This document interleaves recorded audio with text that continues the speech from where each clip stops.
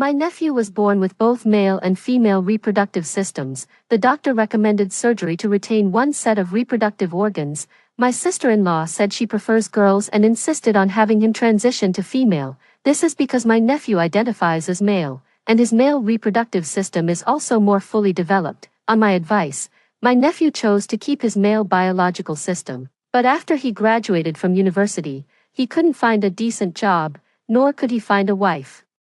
My sister-in-law started whispering in his ear, "It's all your aunt's fault. If it weren't for her, I would have made you a girl back in the day. Girls have it so good these days. The bride price can easily reach hundreds of thousands. After marriage, they don't even have to work or earn money. How wonderful to just be a wealthy housewife at home. There's no need for you to struggle like this." From that moment on, my nephew harbored a deep-seated hatred for me.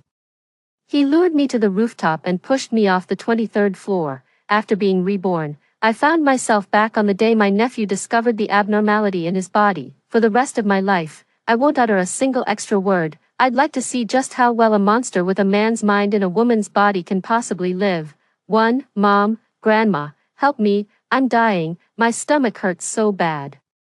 I had just gotten off work and was standing at my front door when I heard my nephew's agonized wails coming from the living room. In an instant, my mind cleared, and I realized with a shock, I had been reborn. In my previous life, it had been this very same day. I had just finished my shift at the hospital. No sooner had I stepped up to my parents' doorstep than I heard my nephew's desperate cries for help. In a frantic rush, our whole family took my nephew to the hospital.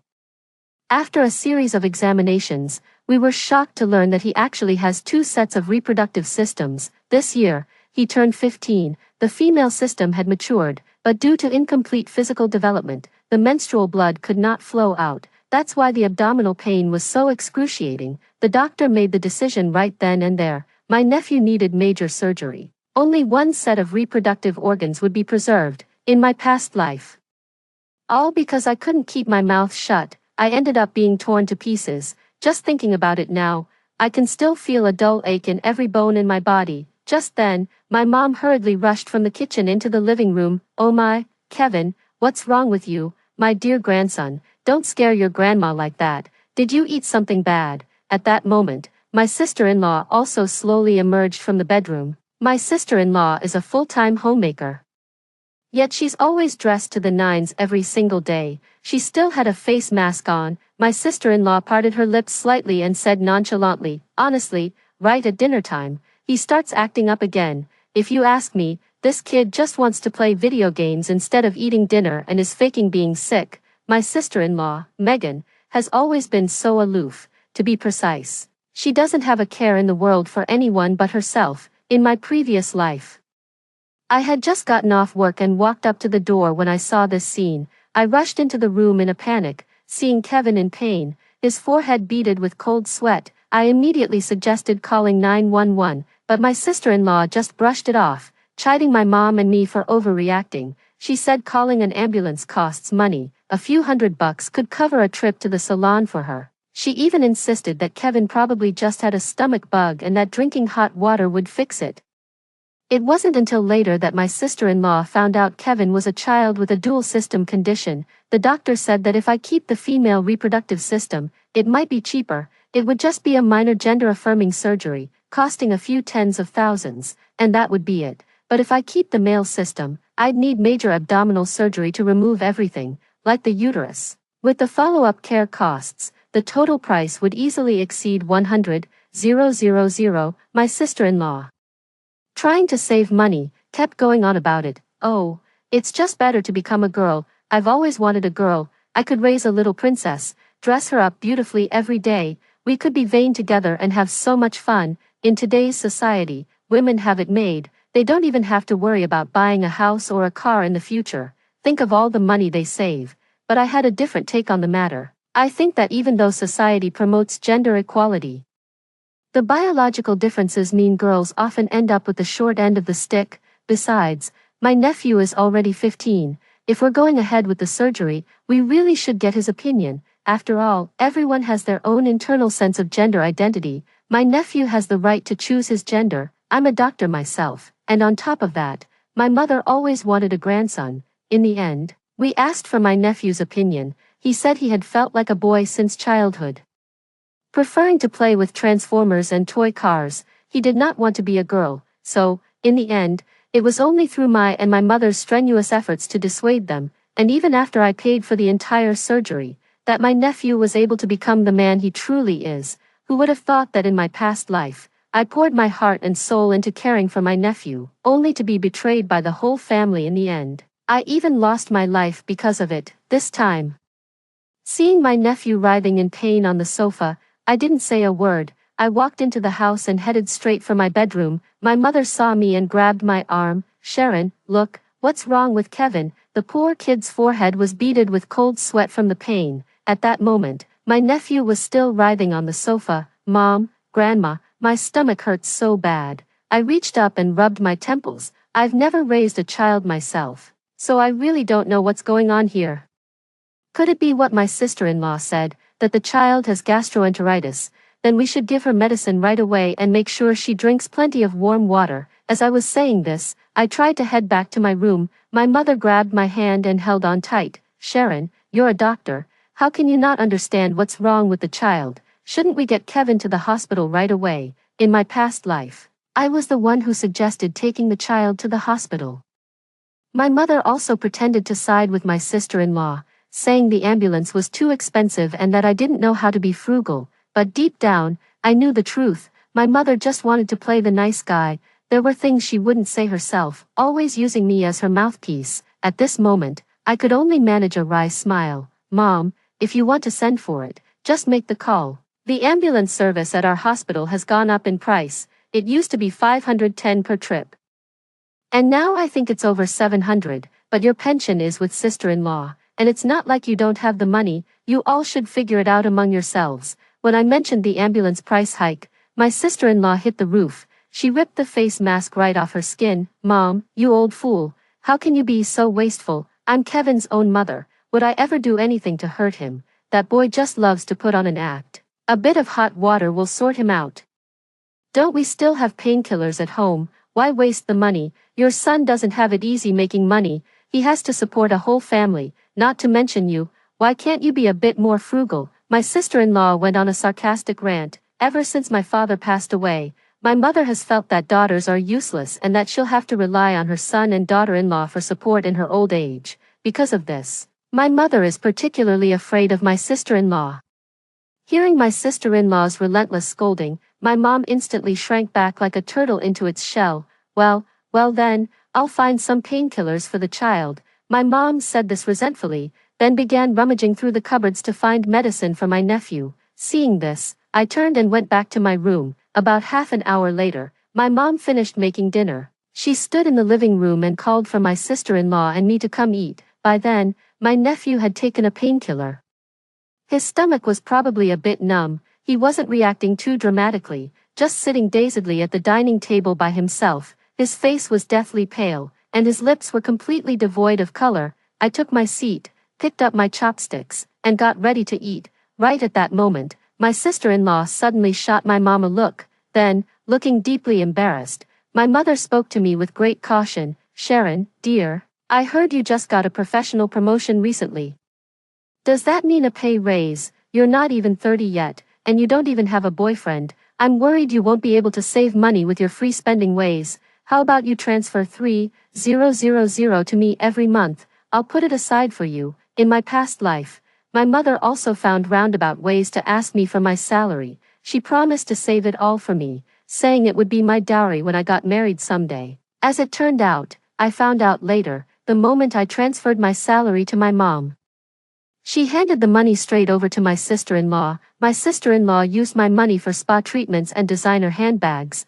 Later on, when I had to go study in another city and asked my mom for some living expenses, she turned on me in an instant. She said I was too old to be mooching off my parents and had some nerve. To make matters worse, my sister-in-law poured fuel on the fire by posting about me asking mom for money in the family group chat. Now all our relatives think I'm an ungrateful wretch, a grown adult still leeching off my parents. This time, I flat out refused. "Mom, I was actually just about to talk to you about the money for my brother's house. I originally contributed half the cost, over $300,000.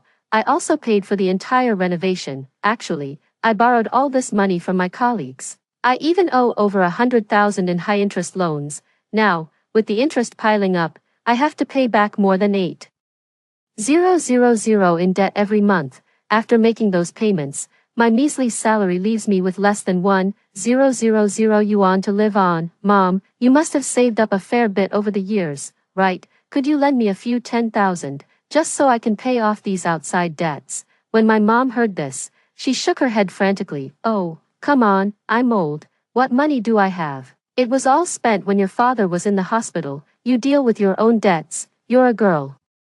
You'll be part of someone else's family sooner or later. Just hurry up and find a man. Won't he help you pay it off? I then turned to look at my sister-in-law. Sis, do you have any extra money on hand? My brother hands over his entire salary of over 10,000 a month to you. Could you lend me a little, please? My sister-in-law's brow furrowed instantly upon hearing this. Oh my, where would I get the money? Kevin still has school, and I'm supporting our mother too. I don't have any money. Just then, my nephew, who had been eating, suddenly let out a sharp cry, clutched his stomach, and then collapsed onto the dining table. His head hit the table with a heavy thud, knocking over a bowl of hot soup in the process. The scalding liquid spilled all over my sister-in-law's legs. My sister-in-law shrieked in pain from the burn. She was screaming at the top of her lungs. You little brat. Are you trying to get yourself killed? My leg, oh, it hurts so much. As she yelled, she reached out and grabbed Kevin by the hair. It was only then that I realized the child was foaming at the mouth, already half unconscious. My mother let out a terrified scream. Oh my God, Kevin, what's wrong? The child has passed out. Get him to the hospital, quick, hurry. Seeing this, my sister-in-law was also utterly shocked. No matter how inadequate a mother she was, Kevin was still her own flesh and blood. The two women frantically called for an ambulance. After about 5 or 6 minutes, the ambulance arrived. The paramedics loaded Kevin onto a stretcher and into the vehicle. Our whole family rushed to the hospital. Since my brother was away on a business trip, only the 3 of us women were left at home. We waited in the hospital corridor for over half an hour. Then, my colleague approached me. He broke the news to me with a heavy heart. Dr. By your nephew Kevin. The tests show he is intersex. My mother, terrified by the doctor's words, immediately pressed for more details. What did you say? What is an intersex person? At that moment, the doctor began to explain. It's like this. We discovered that the child has both sets of reproductive systems.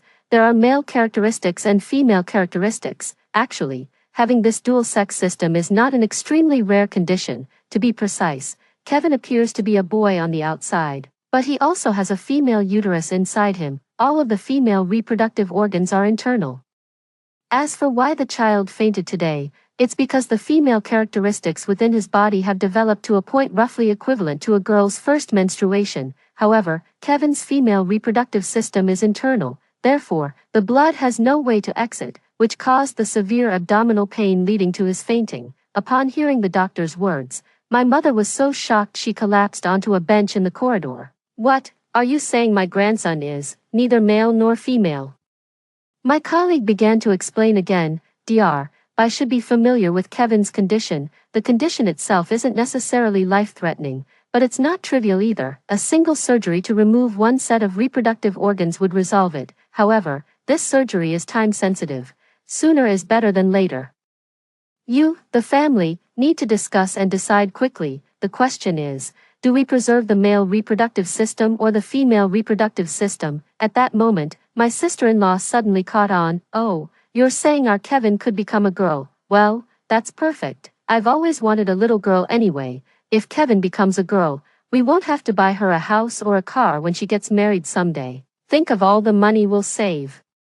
When my sister-in-law heard how serious her son's condition was, her first reaction wasn't worry. Instead, she thought raising a girl would be less expensive. Upon hearing this, my mother shook her head vigorously in disbelief. What do you mean, turn into a girl? That's out of the question. Kevin is our firstborn grandson. How could we possibly let our perfectly healthy little boy be turned into a little girl? My mother said this while turning to look in my direction. Sharon, don't you agree? Kevin is such a precious grandson. Even if we have to remove that system, we should cut out the female part. In my past life, My mother had sought my opinion in the same way. I don't really care if the child is a boy or a girl. Kevin is already 13 years old. He has a clear sense of his own gender identity. In my past life, I believe this decision should be left to the child. If the child wants to be a boy, let him be a boy. If he wants to be a girl, let him be a girl. Kevin identifies as male. Furthermore, the doctors have stated that his male reproductive system is more developed. Preserving it would be more beneficial for his daily life in the future. However, some people are just born ungrateful. They're not worth your kindness. I'll never forget it. In my past life, ever since Kevin had that surgery, if he so much as got a sniffle, my sister-in-law would blame the kid's illness on me. Oh, my son used to be so healthy. Ever since that damn surgery, he's been sick all the time. The medicine costs thousands every month. I'm not paying for that. If you ask me, Kevin was born a girl, delicate and frail. It's all your aunt's fault, forcing you to become a man. Your constitution just can't keep up. No wonder you're always catching colds. My sister-in-law complains every day, either making snide remarks about me or making veiled insults aimed at my mother, in my past life, to prevent my mother from being mistreated by my sister-in-law.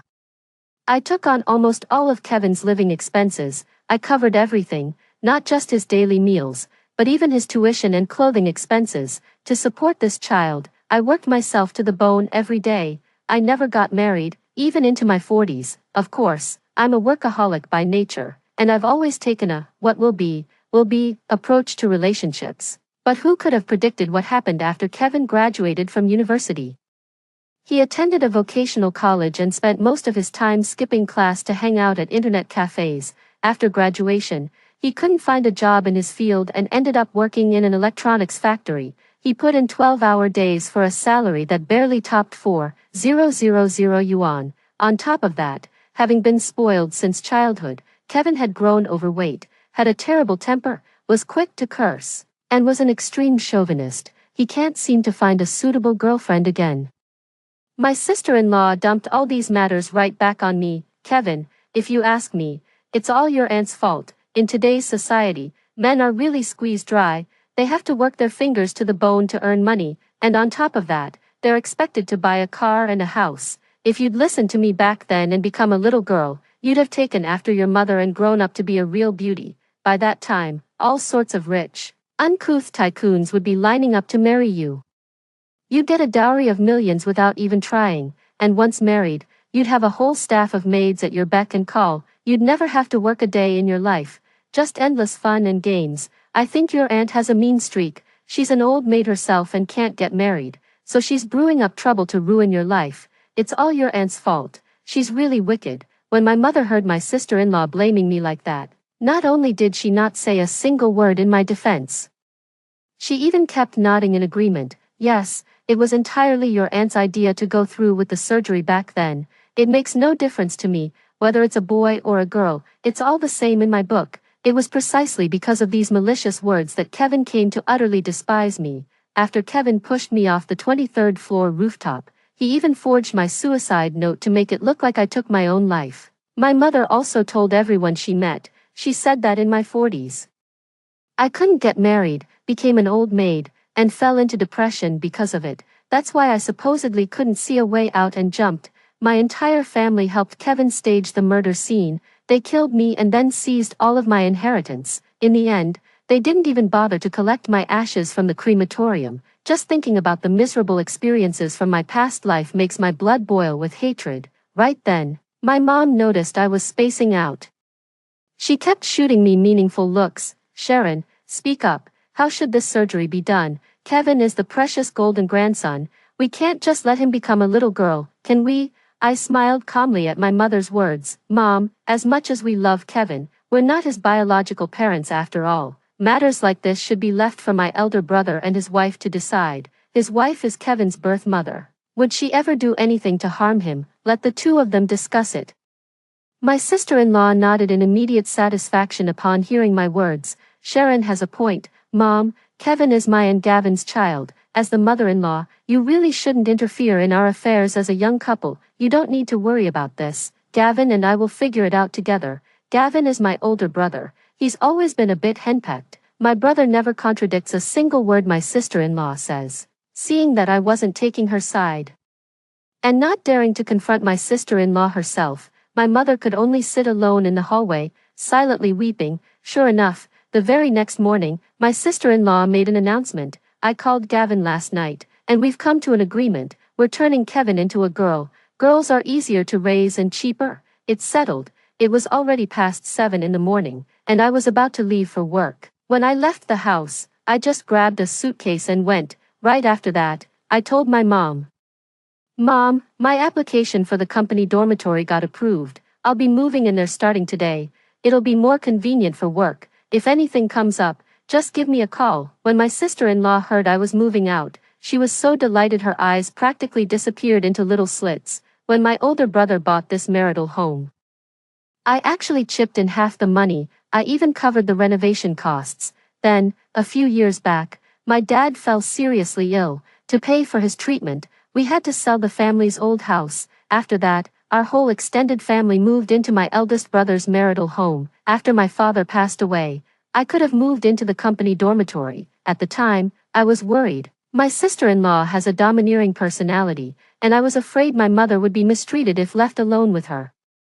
That's why I swallowed my pride and overstayed my welcome, never moving out. Now, since my mother shows such blatant favoritism, I, as her daughter, see no reason to be filial anymore. Given a second chance at life, the most important thing before seeking revenge is to steer clear of trouble. I went to the office, suitcase in hand. That afternoon, a colleague from the hospital told me that Kevin's surgery had been scheduled. He was first on the list for tomorrow morning. I gave a non-committal, Ha, my dear nephew, didn't he blame me in our last life for making him a man? So be it, then, let this life unfold as he wishes. Kevin is only 15, but he's already shot up to 175 meters tall and weighs over 190 pounds. I'm genuinely curious to see how a young woman, with a face full of acne, a booming voice, and a male gender identity, is going to live a carefree life. And whether she'll ever manage to marry into a wealthy family. Kevin's surgery didn't go very smoothly.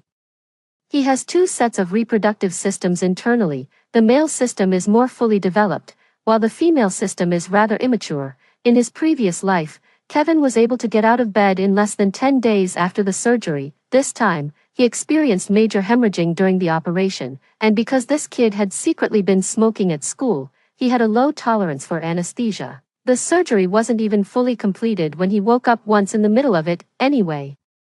I didn't actually go in to watch when Kevin was having his surgery. Later, I heard from a colleague at the hospital that the scene was absolutely gruesome.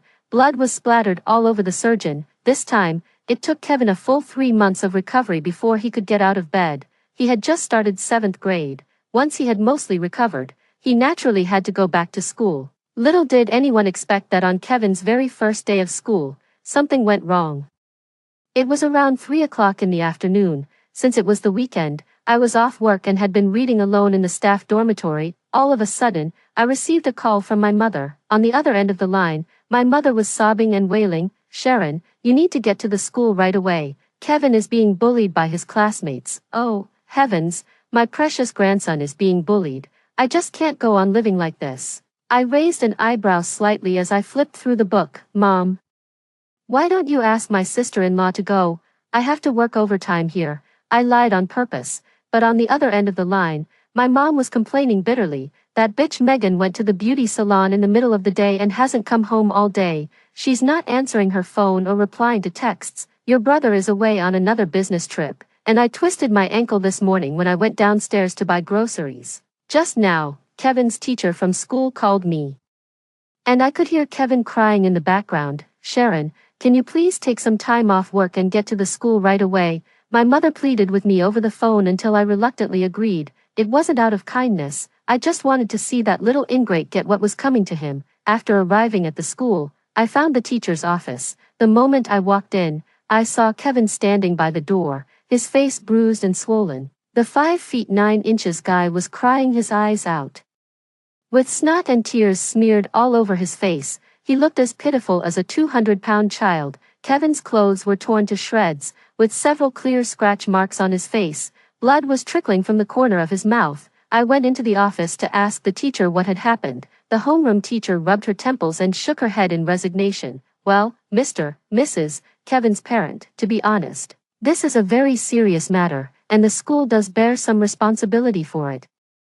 It's just that Kevin's situation is highly unusual. She was previously a boy and has now transitioned to being a girl. Teenagers are at that age. They're naturally curious and exploring, but this was really crossing a line. Then, this afternoon, Kevin went to use the restroom. When she tried to use the girls' bathroom, quite a few of the young girls at our school were very uncomfortable with it. The girls thought he was a boy and kept grabbing and scratching at him. As for the boys in our class, a few of them are quite mischievous, so, well, that's just how it is. The teacher hemmed and hawed for a long time before I finally understood. So, it turns out the kids in the class thought Kevin was a bit different. Kevin had only been at school for a day, and his classmates had already saddled him with a bunch of insulting nicknames. Names like, freak, neither man nor woman, dongfang booby. The teacher looked at me with an embarrassed expression, apologizing profusely over and over. Clearly worried I'd make trouble for the school. Even his own ungrateful mother doesn't care. What's it to me, his aunt? I immediately put on a big, reassuring smile for the teacher. Teacher, this isn't the school's fault at all. Don't worry, we won't be looking to assign blame. Kevin is one in a million. He's different from the other kids. It's only natural his classmates are curious about him. We parents completely understand how challenging this must be for you. I showered the teacher with a torrent of compliments, which ended up making her feel a bit embarrassed. In the end, the homeroom teacher spoke to me with some reluctance. Kevin's parent, as you can see, this child's situation is quite unique. Perhaps it would be best if you took him home for a few more days of rest. Yes, of course, absolutely no problem. As I spoke, I led Kevin out of the office. On the way home, Kevin reached out and tugged at the hem of my shirt. With tears welling in the corners of his eyes, he said plaintively, Auntie, I don't want to be a girl, I want to be a man. Auntie, can you help me get another surgery to change me back into a boy? I turned my head to look at Kevin, then, with a slight smirk, I mimicked his mother's tone from her past life. Oh, sweetie, Auntie knows you're upset. I'd love to help you, but I just can't. Your mother calls the shots in this family. She's dead set on turning you into a girl. Says girls are easier to raise and will save on the bride price later. No matter what, your aunt is still an outsider. There's really nothing we can do. I pretended to sigh heavily and said, Oh, your mother, honestly, your father earns so much money. And your mother just sends it all to the beauty salon. Look at you, so tall and strong with such masculine energy. It would have been so much better if you were a boy. You'd have broken so many girls' hearts. But now you're a girl. Being a woman is the worst. Dealing with periods. And then after you get married, you're stuck managing the household. And who knows, you might even end up with a lousy man who abuses you. As I spoke, I pretended to feel sorry for Kevin. It's just whispering in someone's ear, who doesn't know how to do that. At that moment, as my words hung in the air, I saw only a look of venomous hatred in the eyes of Kevin, who was just 13 years old. A person's nature is shaped from childhood. The child is father of the man. The sheer hatred in that 13-year-old's eyes sent a chill down my spine. Why hadn't I seen it in my past life? Kevin had all the makings of a super bully. I couldn't wait to get Kevin home. At that moment, my sister-in-law still hadn't returned from the beauty salon. When my mom saw Kevin covered in bruises, she cried her eyes out, going on and on about how awful my sister-in-law was. That wretched Megan, what did I do to deserve this? To be saddled with a daughter-in-law like her, just to make her own life easier. She went and turned my precious grandson into a girl. My poor boy, what you must have suffered. Upon hearing this, I gave a few non-committal responses. I made up an excuse about having work to do and made a quick getaway. Within a couple of days, Kevin couldn't stay at that school any longer. He had no choice but to transfer, but Kevin's appearance was nothing like a girl's. He was a big guy, 175 centimeters tall and over 95 kilograms. His hair was short and his voice was deep. Even after transferring to a new school, Kevin's life didn't get any easier. To make matters worse, Kevin had a volatile temper. He'd only been at the new school a few days before getting into several fights with classmates. This led to repeated meetings with the new teachers, who wanted him to transfer out again. A few more months passed, and the Mid-Autumn Festival arrived. Even though I never wanted to set foot in that house again for the rest of my life, for the sake of revenge, I had to keep up appearances. I came home with the mooncakes from my workplace and some fruit I'd bought myself, because of the holiday.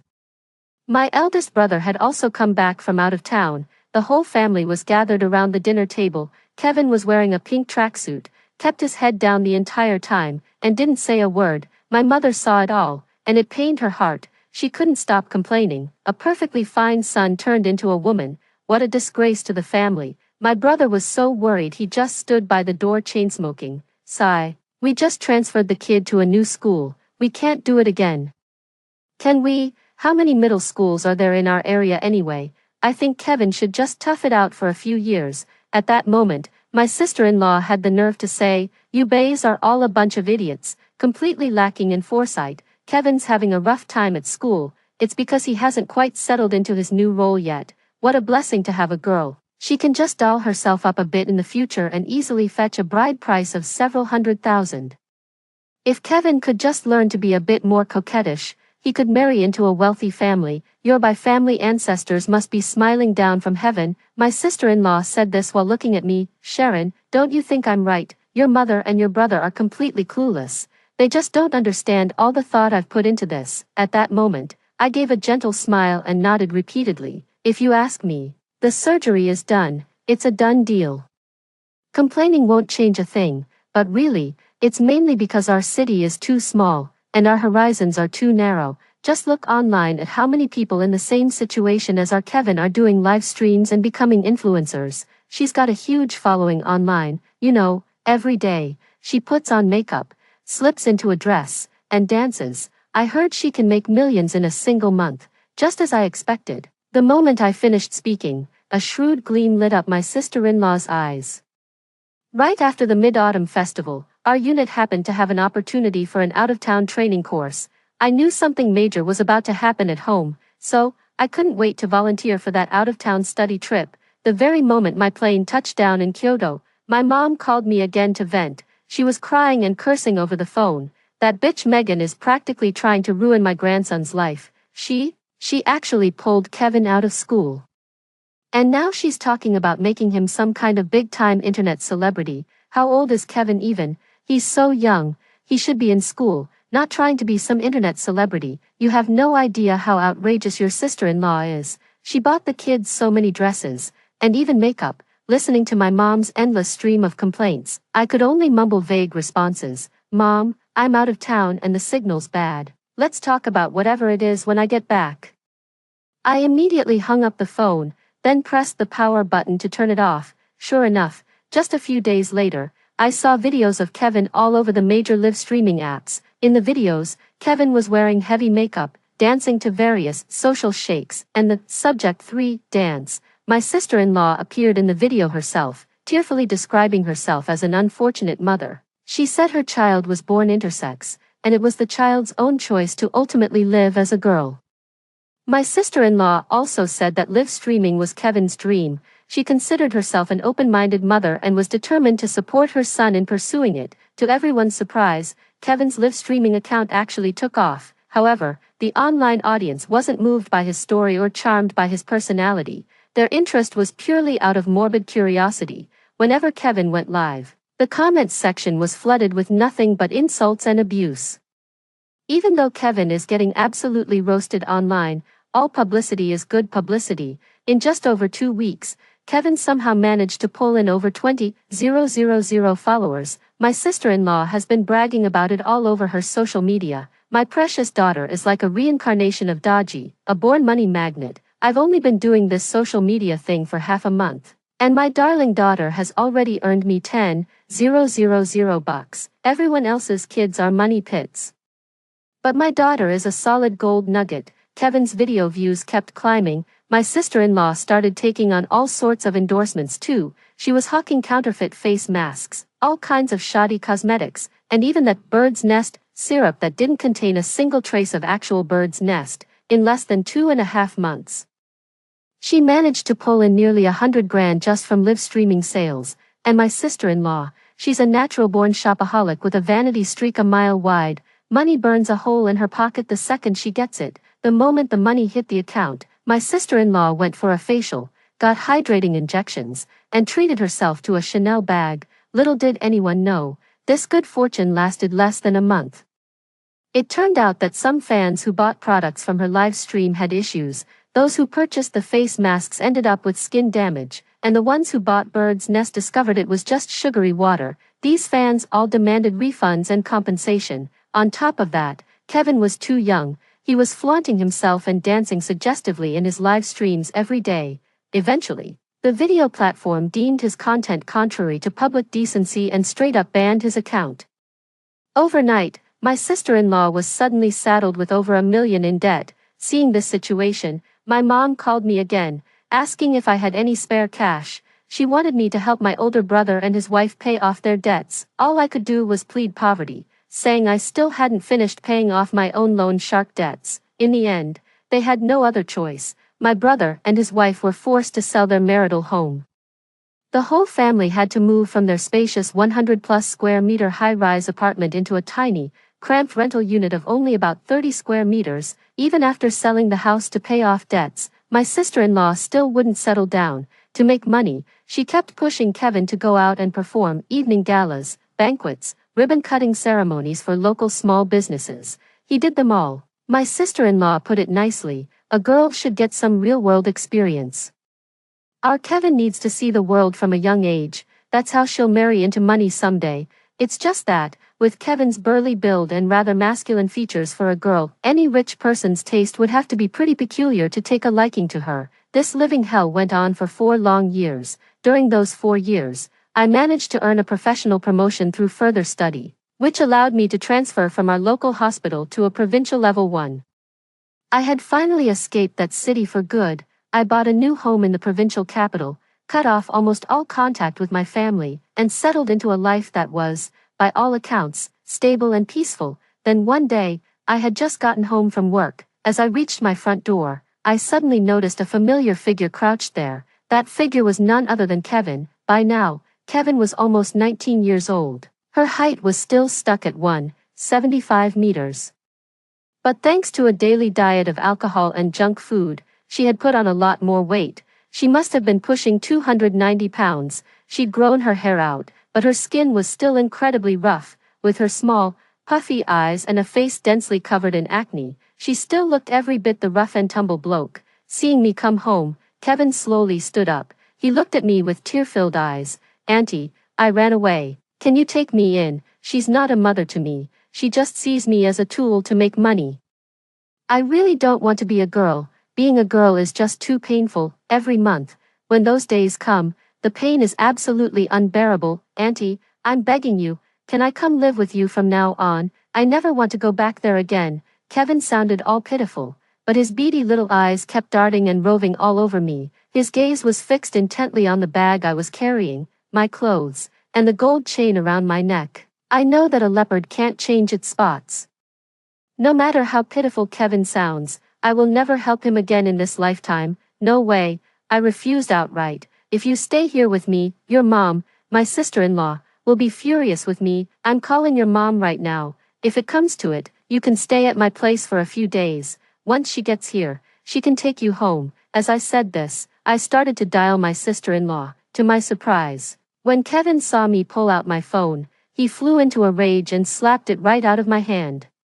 "Don't call anyone, don't," he screamed desperately, his eyes filled with utter terror. It was at that moment I suddenly realized something must have happened at home. I had no choice but to feign pity and pretend to let him stay at my place for the time being.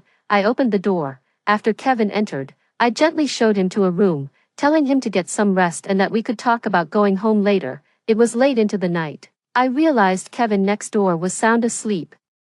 Only then did I tiptoe out of my own home and make my way to the provincial capital's Public Security Bureau to file a report. I never could have imagined that the moment I arrived at the bureau and gave them Kevin's ID, the police informed me that he was currently a fugitive wanted for murder. It turned out that my sister-in-law had been relentlessly pressuring Kevin to make money, and my older brother always took her side. That kind of life was driving Kevin to the brink of madness. He despised the judgmental looks from everyone. He absolutely loathed my sister-in-law. So, just 3 days ago, Kevin actually took a kitchen knife and killed both my sister-in-law and my older brother in their rented apartment. Immediately after, he set a massive fire that burned the entire rental unit to the ground. My older brother, my sister-in-law, and my mother all perished on the spot. Upon learning what had happened, I was instantly chilled to the bone. Thank goodness I managed to keep Kevin calm tonight, otherwise, I might not have made it out of there alive. The police arrived at my house immediately and arrested Kevin. Since Kevin was 19, an adult, he had to take full responsibility for his actions. Kevin was sentenced to death. Before Kevin's execution, a staff member from the juvenile detention center called me, saying Kevin wanted to see me. When I went to visit him at the detention center, Kevin screamed at me like a madman, "Auntie, why didn't you look after me in this life? Why didn't you let me be a boy in this life? Why?" At that moment, Kevin's voice grew even more coarse. The look in his eyes was exactly the same as in his past life. I know, Kevin from my past life has returned as well. I no longer hid the hatred in my heart and confronted him loudly. "So what? You're back, aren't you? In our past life, I paid for the entire surgery that made you a man. And what did I get in the end? Kevin, you were born a monster. This is all you're just deserts." At that moment, it suddenly dawned on Kevin, I'll kill you. It's all my mother's fault. It's all her fault. All her. Kevin let out a furious, maddened roar. I watched with cold detachment through the glass at the deranged Kevin on the other side. I said, "In this life, I suppose I've granted your wish and turned you into a girl. What you owe me can never be repaid. Not for all eternity, in this lifetime, I'm merely collecting a bit of interest." After that meeting, I returned to the provincial capital and truly began living my own life. As fate would have it, the day Kevin was executed was the very same day he had caused my death in my past life. The wheel of karma turns, retribution is inescapable. In this life, I just want to live well for myself. Story 2. The virus mutated, and the end of the world came, with my good fighting skills. I protected my boyfriend and my cousin and fled all the way. Finally, at the end of the second year of the apocalypse, we arrived near the safe base, but then my boyfriend pushed me to block the zombies from my screaming cousin. In the end, I was torn apart alive by countless zombies. Before I died, my mother who disappeared after taking in my cousin's family flashed through my mind. The family heirloom that was borrowed by my cousin and lost, and the strange expression of a strange man. With a smile but also a look of regret, I opened my eyes wide and looked at my boyfriend who was running away with my cousin. My eyes were full of hatred. Finally, I closed my eyes heavily. At the same time, it seemed that an electronic voice sounded in my ear. When I opened my eyes again, there were no ugly and ferocious zombies, nor that adulterer and adulteress who wanted my life. I was in the bedroom of the apartment where I had lived for a year next to S City University. I couldn't believe it and groped for my phone from the bedside table. When I opened it, it showed, September 20th, 2030, I was reborn. I was reborn a week before the end of the world. I quickly got out of bed and opened the curtains to look down. There was a familiar supermarket downstairs. Opposite was S City University where I had studied for a year. Today, the university had just started school, and there were people coming and going. Everywhere was full of vitality.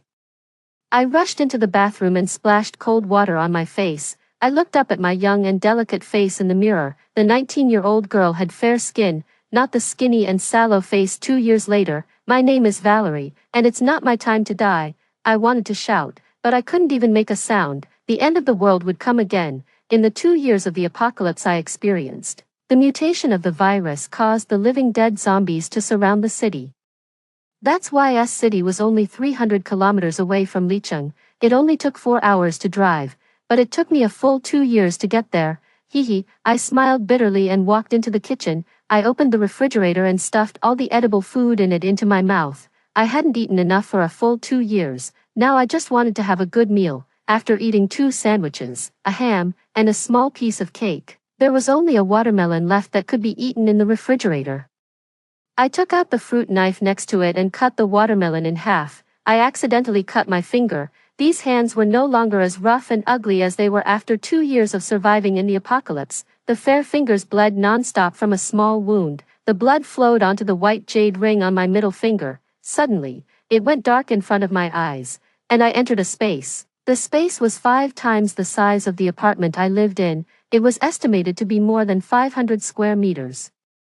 About 3 meters high. It was empty and had nothing in it. When I opened my eyes again, I was back in the kitchen, and the ring was gone. There was only a red dot where the ring was worn. I looked at the red dot in surprise, and the knife in my other hand suddenly disappeared. I shook my head and looked again, and the knife appeared in my hand again, a space like a Chiankuan bag. I picked up the watermelon next to it and tried, I thought, put it away, in my mind.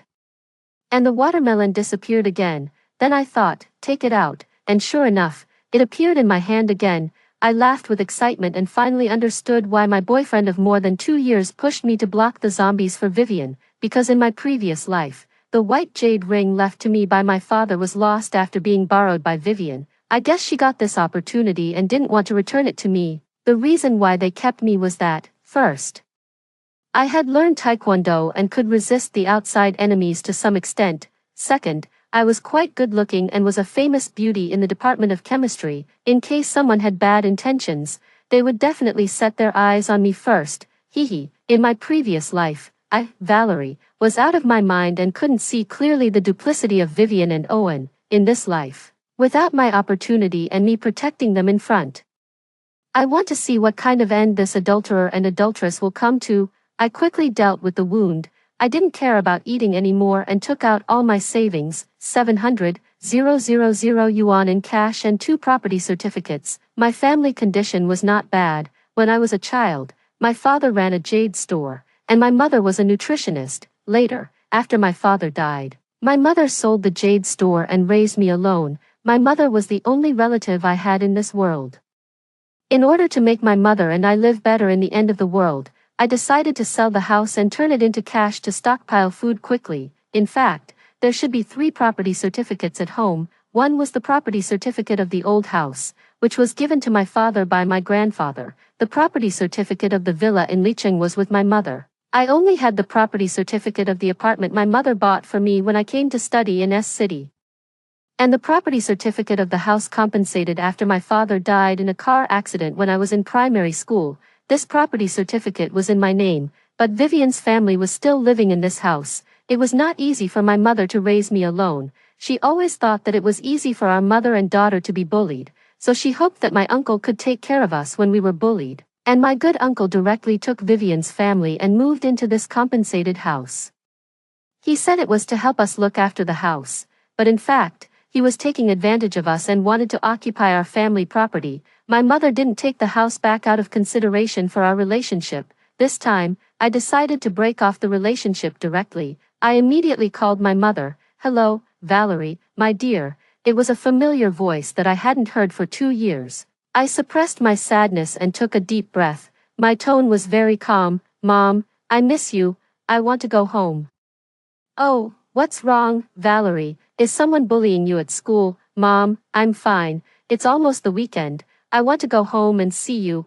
I will also buy some things and send them back. Please help me collect them. Besides, I saw several cases of burglary and murder online. I think the doors and windows at home are not strong enough and I don't feel safe.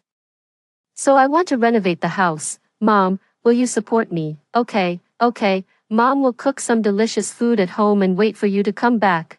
My mother, who always thought I had suffered, would agree to everything as long as I didn't do anything wrong. 2. I'm not sure if the end of the world will come early. I must go home early, but I can't send supplies home directly. To avoid being targeted by the renovation workers, I have to stockpile some supplies in S City before leaving. I only survived for 2 years in the end of the world, and I don't know what extreme challenges are waiting for us after 2 years. I need to buy everything. To save time, I contacted a reliable construction team in Licheng online. Hello, master. I have a house in the villa area of Licheng that I want to renovate. I want to add an electric fence to the wall, reinforce the doors and windows, use 5-layer steel hardened glass for the windows, and install underfloor heating, a generator, and a water storage tank. I need it to be renovated within 3 days. The master looked speechless. That's impossible. Many things need to be measured and we have to wait for the factory to deliver the goods. I'll triple the price. Girl, 3 days is too rushed. Quadruple the price. Tell me the specific address, and I'll send someone right away. After doing all this, I paid a deposit of 200,000 yuan, remembering the days of lacking food and clothing in my previous life. I thought that Owen abandoned me immediately and ran away with Vivian because he knew about her space. When they secretly ate and stored food behind my back, I was enduring the cold and hunger. In this life, I must live a good life with my mother. The space was only 500 square meters, and I had to calculate every square meter carefully. Fortunately, it was high enough to stack things. Worried about missing something, I made a shopping list for myself. 100 square meters for food, rice, cooking oil, noodles, bread, chocolate, biscuits, instant noodles, self-heating hot pot, meat, vegetables, fruits, dried goods, salt, seasonings, and all kinds of snacks. 100 square meters for water, barreled water, mineral water, domestic water, beverages, milk. 50 square meters for clothing, 1,000 sets of clothes and shoes for my mother and me for all seasons. I also prepared some styles for women, men, and children in case of need. I also added some quilt covers and warm keeping supplies.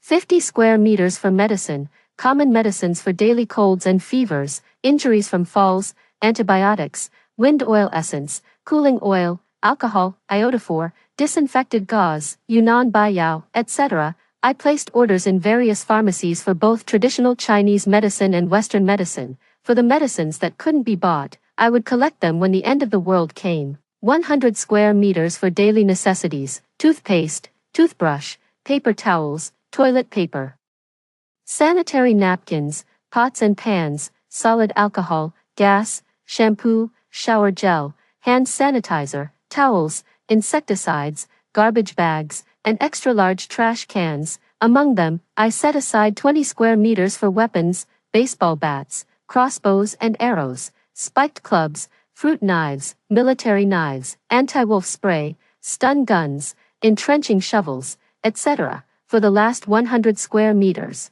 I decided to put a motorhome, an SUV, a motorcycle, and 3 speedboats, and fill them with gasoline and diesel.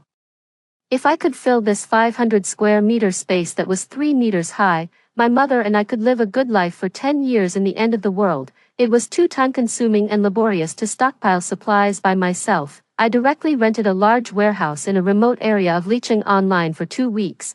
I also contacted 6 intermediaries and hired them for a week at a price of 10,000 yuan each. I gave each of them a purchase list for a category of supplies and asked them to contact the sellers in the large market and buy food, water, daily necessities, and clothing in units of 1,000. I also gave an extra 20,000 yuan to each intermediary who could buy medicines and gasoline. Medicines and gasoline were controlled items, and it was more troublesome to contact the sellers. It was reasonable to give more money. They couldn't buy a lot of medicines and gasoline.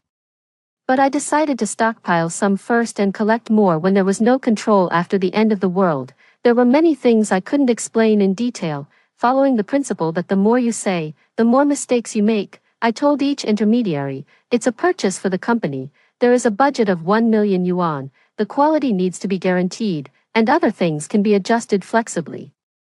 The supplies need to be inspected and put into the designated warehouse within 3 days. Contact me after the things are confirmed. I will pay the deposit, and I will pay the remaining balance and the intermediary fee after the supplies are put in storage. I don't know if the intermediaries are trustworthy, but this is the fastest way to collect supplies that I can think of in the shortest time. Of course, I know that buying so many things will arouse suspicion.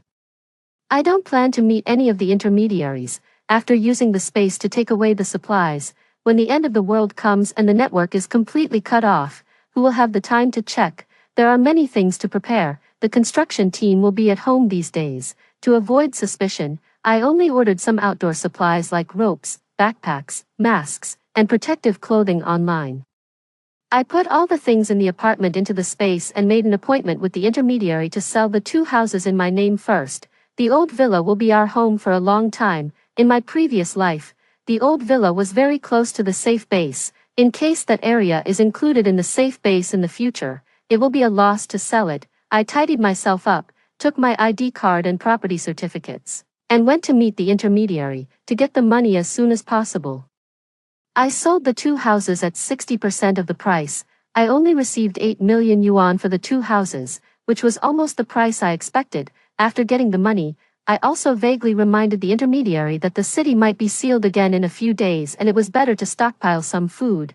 In addition, I specifically told them to take over the houses 6 days later. Leaving my uncle's family homeless one day before the end of the world. 3. It was 2 p.m. after I got the money. And I was going to find a restaurant to eat. Oh, what a coincidence. Vivian was pulling Owen's arm and acting coquettishly on the opposite side of the road. The intermediary store was near the school. It was not surprising to meet either Owen or Vivian, but it was really strange that they were together. I immediately took out my phone and took a few photos. These photos could definitely make people recognize who these two people pulling and tugging were. Owen and I were classmates. Although Vivian was in the same grade as us, she was a student in the Department of Economics and Management. Now, Owen and I had just been in a relationship for less than 3 months. It didn't matter why they were together. I just wanted them to experience the end of the world without me and the space, where their lives would be worse than death. Looking at them, the hatred and killing intent in my eyes were so strong that it seemed I could turn them into knives and stab them into their hearts. Owen seemed to see me and panicked for a moment. He let go of Vivian's hand and walked towards me directly. Vivian slowly followed behind Owen. Valerie, why are you here? Where are you going? He was 185 meters tall, with delicate features and fair skin. Owen looked like a tall, handsome, and sunny boy, back then. I got together with him not because I was obsessed with his eye-catching face. I liked his family. He was an only son. His parents were high school teachers, and they loved each other. His family was harmonious and warm. I had met his parents who came to visit him at school. The family atmosphere was like a beam of light shining into my life that lacked fatherly love since I was a child. After meeting his parents, I almost didn't hesitate to agree to be his girlfriend. Unfortunately, it was all just an appearance. It's not the time to take revenge yet, but I could at least get some interest. I closed my eyes, and the hatred in my eyes turned into anger. Looking at my angry eyes, Owen thought I misunderstood him. I was going to find you with Vivian. Slap. A crisp slapping sound rang out. I used all my strength, and Owen's face was slapped to the side. A red palm print quickly appeared. Sister, how could you hit Owen? Vivian exclaimed. Owen raised his head, and a trace of viciousness flashed in his eyes. I saw it clearly,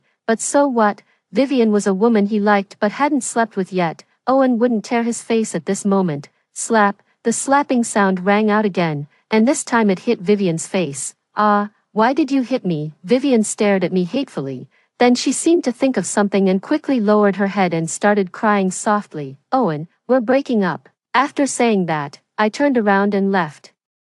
I didn't want to waste time with this adulterer and adulteress. Owen quickly ran up and grabbed my hand. Valerie, are you misunderstanding me and Vivian? There's nothing between us. We just happened to meet. Vivian said she wanted to go to your place to find you together. Vivian also quickly came over and held my hand. She groped my hand and said, yeah, sister, you've misunderstood us. Don't be angry. Let's go to your place and I'll explain to you. Okay. I shook off their hands. Sister.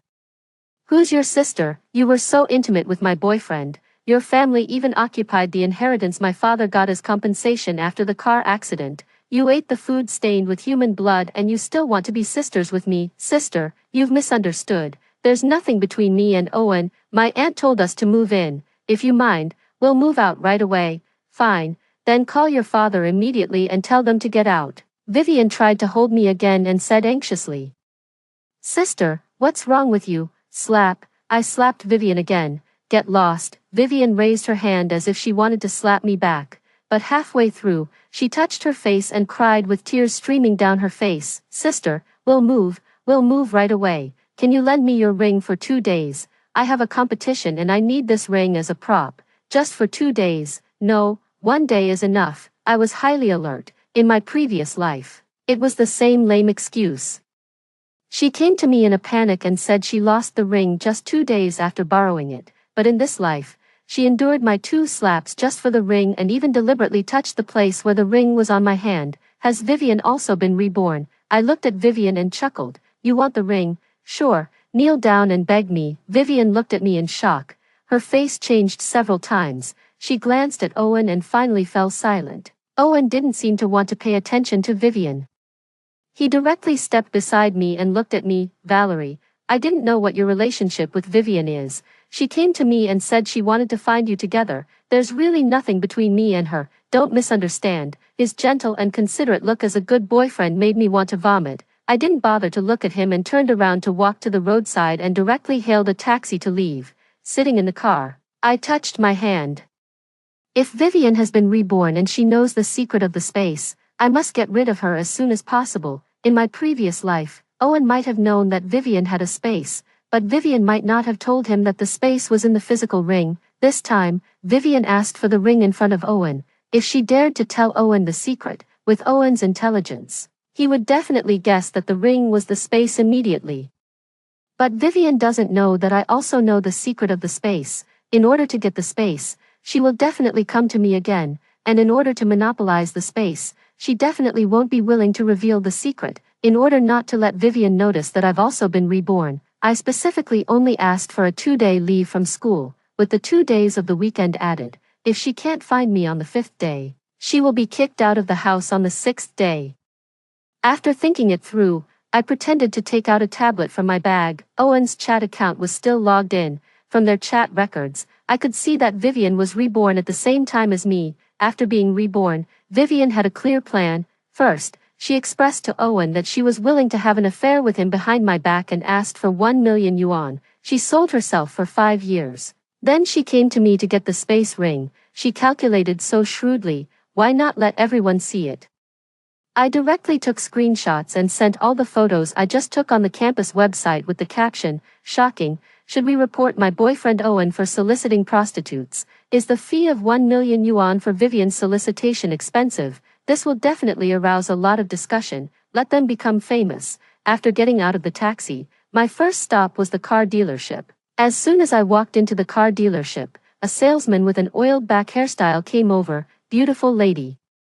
Are you buying a car?" "No, I'm renting a car." The obsequious attitude of the salesman disappeared immediately and he said in an ordinary tone, "What kind of car do you want to rent?" I raised my hand and pointed at a Hummer. "This one, I want to rent it for a week." After paying the deposit and the rent, I drove the car to a roadside restaurant and had a quick stir-fry.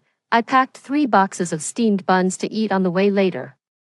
After eating, I got in the car and put the steamed buns into the space. Then I directly drove to rent a warehouse of 1,000 square meters beside the large market. In addition to asking others to help stockpile supplies, I also had to stockpile a batch myself. Anyway, things can be stacked in the space. I won't know what I'm still lacking until I go to the large market. I visited several agricultural trade stores selling seeds and chose the one with the most complete variety to place an order. "I want all the seeds on your stall. Is it possible to get 100 bags of each kind?" 100 bags of each kind. "Are you sure?" "Sure." The boss looked at me suspiciously. He seemed to think that anything could happen in an agricultural trade store, so he didn't ask more. He directly shouted towards the backyard, "Dawei, there's business, come and move the goods." Then he happily came over and pulled me to sit down. "Young lady, sit down, you're lucky, we just stocked up a few days ago. We have a complete variety and quantity of seeds." After paying the money, I left the address of the warehouse for the boss and asked her to deliver the goods. Then I went to the nearby fruit and vegetable market and bought a lot of potatoes, tomatoes, bok choy, bananas, cucumbers, cantaloupes. I stocked up about 500 snake-skin bags of most of the fruits and vegetables. After finishing all this, 2 hours had passed. I took out the steamed buns from the space and was pleasantly surprised to find that the buns were still steaming hot. The time in the space is frozen. I immediately called several restaurants that I usually like and ordered 500 servings of each of my favorite dishes. I made an appointment for them to deliver to the warehouse at 10 p.m. and repeatedly confirmed with the merchants that the food should be hot. Then I went to order 500 servings of various grains, oils, and seasonings. I also ordered 100 servings each of pork, beef, mutton, chicken, fish, salt, and various seasonings. I also contacted the water plant and ordered 10 tons of water, which was almost 500 barrels of household barreled water. All the things I ordered were supposed to be delivered to the warehouse today. Someone will definitely find the abnormality of the warehouse, but I'll leave tomorrow anyway. Who cares? I drove around and bought the maximum share that I could buy from every pharmacy in the city. I also bought some baseball bats, watermelon knives, kitchen knives, crossbows, stun guns, entrenching shovels and other weapons. On the way, I successively received calls from the intermediaries asking for the deposit. By the time I paid the deposit, bought the medicine and returned to the warehouse, It was already 11 p.m. I asked the person guarding the warehouse to leave in advance. I took out the key from the mailbox beside the warehouse and opened the door. Looking at the warehouse full of stacked supplies, I felt an indescribable sense of satisfaction. After collecting all the supplies, I closed the warehouse door and casually threw the warehouse key on the car. I was ready to drive the Hummer back to Licheng. 4. Less than 30 minutes after leaving the city and getting on the highway, there were several gunshots coming from the front. There were also gunshots on the right side. I stepped on the brake urgently, but I still couldn't avoid crashing into the large truck parked across the road in front of me. A hoarse and ear-piercing scream broke the silent night. It's a zombie. Before I could react, a zombie that jumped out from somewhere directly hit the front glass of the Hummer with its head. Its grayish-white face was stuck on the glass and it roared at me ferociously. In fear, I took out a fruit knife from the space and stabbed it straight into the zombie's head. Then I quickly took out a backpack from the space, pushed open the car door and climbed out. More intensive gunshots rang out. I quickly ran backward. A harsh breaking sound sounded in front of me. I quickly ran closer and opened the passenger door and got in. Retreat quickly. There are zombies ahead. Before I finished speaking, the car started again and drove quickly towards the national road beside us. I looked back through the rearview mirror. It was the army. The army was clearing the zombies. The zombies appeared so early. In my previous life, I heard that the virus mutated in a research laboratory deep in the mountains of Yushur near S City. The mother virus escaped. Once bitten, the virus would spread through body fluids and ordinary people would quickly turn into zombies. Ordinary zombies also have the ability to spread the virus, and the newly bitten ordinary zombies have similar visual, olfactory, auditory, and motor abilities to normal humans, but these abilities will deteriorate as the time of being bitten gets longer. That is to say, other zombies will self-destruct over time.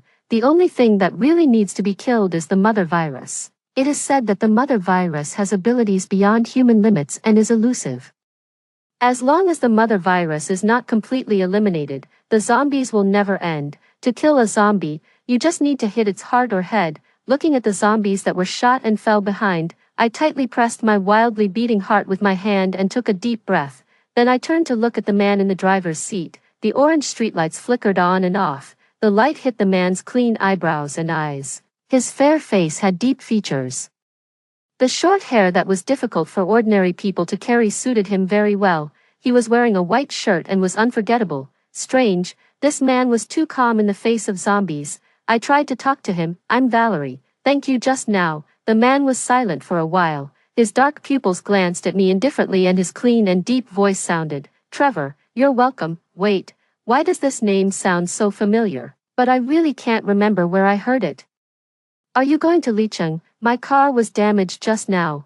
If you're going to Licheng, can you give me a ride? I can pay for the fare. Yeah. Before I could talk to him more, dense gunshots rang out again from behind. I looked back and 2 military trucks rushed towards our direction, listening to the roars of the zombies. This time it was obviously not the army chasing the zombies, but the army being chased by the zombies. Trevor stepped on the gas pedal to the bottom. The military truck's performance was obviously better. Soon, one military truck overtook our car. A soldier with a wheat-colored complexion on the military truck stretched out his hand from the car window and motioned for us to drive the car into the gas station not far ahead. As soon as the car entered the station, everyone desperately ran towards the service supermarket behind the gas station. At this time, there were no other people in the gas station except the 2 gas station employees. As soon as we entered the supermarket, a young soldier got out of the military truck and ran towards us. He spoke very quickly. We're going to lead the zombies to the gas station and blow it up. You guys leave from the back quickly. They were going to blow up the gas station. Did they plan to die together with the zombies? Give me a gun, I can use it. Trevor's expression was quite calm. The young soldier directly threw the gun in his hand to Trevor and quickly took out another one from his waist. In the face of zombies, what were prohibited items? It was already good to be able to survive. Trevor took the gun and pulled me to run towards the back of the supermarket. 2 gas station employees and 2 soldiers ran with us. At this time, another military truck crashed into the supermarket door. I turned around and saw a swarm of zombies following behind the military truck. Among them, there was a male zombie with his upper body bare. His whole body was blue. He jumped onto the military truck in one step. Several soldiers got out of the military truck and rushed into the supermarket. Two of the soldiers only had time to get out of the military truck and were immediately knocked down and overwhelmed by the swarming zombies. Trevor shot at the head of the blue zombie and hit it right in the eye. A shrill scream sounded. Trevor quickly pulled me over the back wall of the supermarket and ran towards the small river not far behind. Dense gunshots rang out. Boom. There was a loud explosion. The shock wave of the explosion pushed us into the river. Boom, boom, boom. The gas station exploded for the second time. I felt someone holding me tightly in the river. The next moment, a burning pain came from my head and I lost consciousness. 5. In a daze, I saw the dilapidated Inuan villa area in Licheng. In my villa, there were only my uncle with a sallow face and my cousin. Where was my mother? I searched every room in the villa but couldn't find my mother. My uncle mumbled that my mother and my aunt went out to find food together one day and never came back. I stared into my uncle's eyes and questioned him. Since there's no food, how did you two survive? The next moment, there were white and blinding bones behind the villa in front of my eyes. I broke out in cold sweat all over my body and suddenly opened my eyes. I saw a completely strange bedroom. There was a slight pain in my hand. I turned my head and saw Trevor taking out the needle of the intravenous drip for me. You're awake. Do you want to drink some water? Trevor picked up the water beside him and handed it to me. Thank you. I took the water and drank 2 sips. I raised my hand and rubbed my sore head. Someone knocked on the door twice and came in with a bowl of porridge. The little sister is awake. It seems that the medicine your friend risked to find last night was very effective. It was a woman wearing a gas station employee's uniform. She looked about 30 years old and was very thin. She said her name was Willow and she came to bring me the porridge. After delivering the porridge, she left, risking finding medicine. I looked at Trevor in a daze. Thank you for saving me. What did she mean by risking and finding medicine? We had just met. I didn't expect Trevor to take risks for a stranger like me. It wasn't very dangerous. I'm a doctor. There was a clinic nearby. You should have hurt your head yesterday. You seemed to be in pain even when you were unconscious. So I went to get you some painkillers like Rotundine. The intravenous drip I hung for you just now was nutrient solution. In the 2 years of the apocalypse in my previous life, I had never seen such a kind person. I said softly, if there's anything I can do to help in the future, you can make a request. Trevor smiled after hearing this. He leaned back on the chair and relaxed. Don't you remember who I am at all? I was stunned. Do we know each other? I thought carefully. The memories of the 2 years of the apocalypse in my previous life were too deep. There was no such person in my other memories either. Trevor saw that I really couldn't remember and took the initiative to say, when we first met when we were children, you were crying and holding on to me. I didn't expect you to be joking. Seeing that I didn't believe him, Trevor said again. My grandfather also lives in the Inuan villa area. We were neighbors when we were children. When you were in the 3rd grade of primary school, I was in the 6th grade. I often took you to school together. I followed my parents to Pingching in the capital to study after graduating from primary school. I rarely came back later. Don't you remember me or didn't you recognize me? I recognized you at a glance. I thought about it seriously, but I couldn't remember anything. I only vaguely felt that the name Trevor was familiar, but I still tried to call out, Brother Trevor.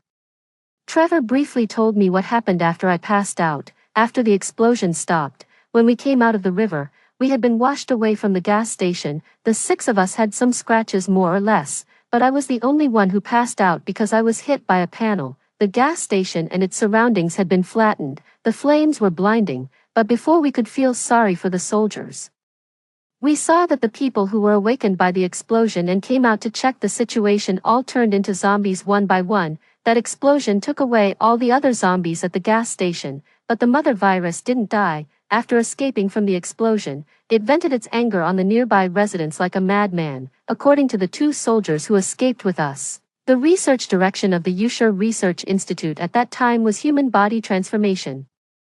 The mother virus might have extremely strong recovery ability. These 2 soldiers were communication soldiers in the army. One of them was the soldier with a weak-colored complexion who gestured to us on the national road. His name was Aaron. The other soldier who was slightly taller was named Adrian. They were the only 2 who evacuated in advance among the soldiers. We never expected that the zombies couldn't be solved at all. We were still near the gas station at that time. The zombies spread too fast, and we didn't have time to go out. We could only knock on the doors of the nearby residents, but the changes made people vigilant, and almost no one was willing to open the door for us. If it wasn't for Grandpa Adam's kindness, all of us would have died outside. We were currently living in Grandpa Adam's house. It was a simple 2-bedroom and 1 living room house. The child's parents were working outside. Currently, only Grandpa Adam, who was 64 years old, and his 7-year-old grandson were at home. After listening to Trevor, I finished the porridge in my hand. I gently opened a corner of the curtain. It was already getting light. Sensitive zombies were wandering in all directions on the road. I couldn't speak for a long time. Just now, Willow said that Trevor risked his life to go out and find medicine for me. How could the 2 words, risked his life, describe it? Fortunately, this wasn't the city center, and there were no dense crowds of zombies that couldn't be seen the end of. I put down the curtain and looked at Trevor and said softly, "Brother Trevor, thank you for risking your life for me. When I went to find the medicine, it wasn't as dangerous as it is now.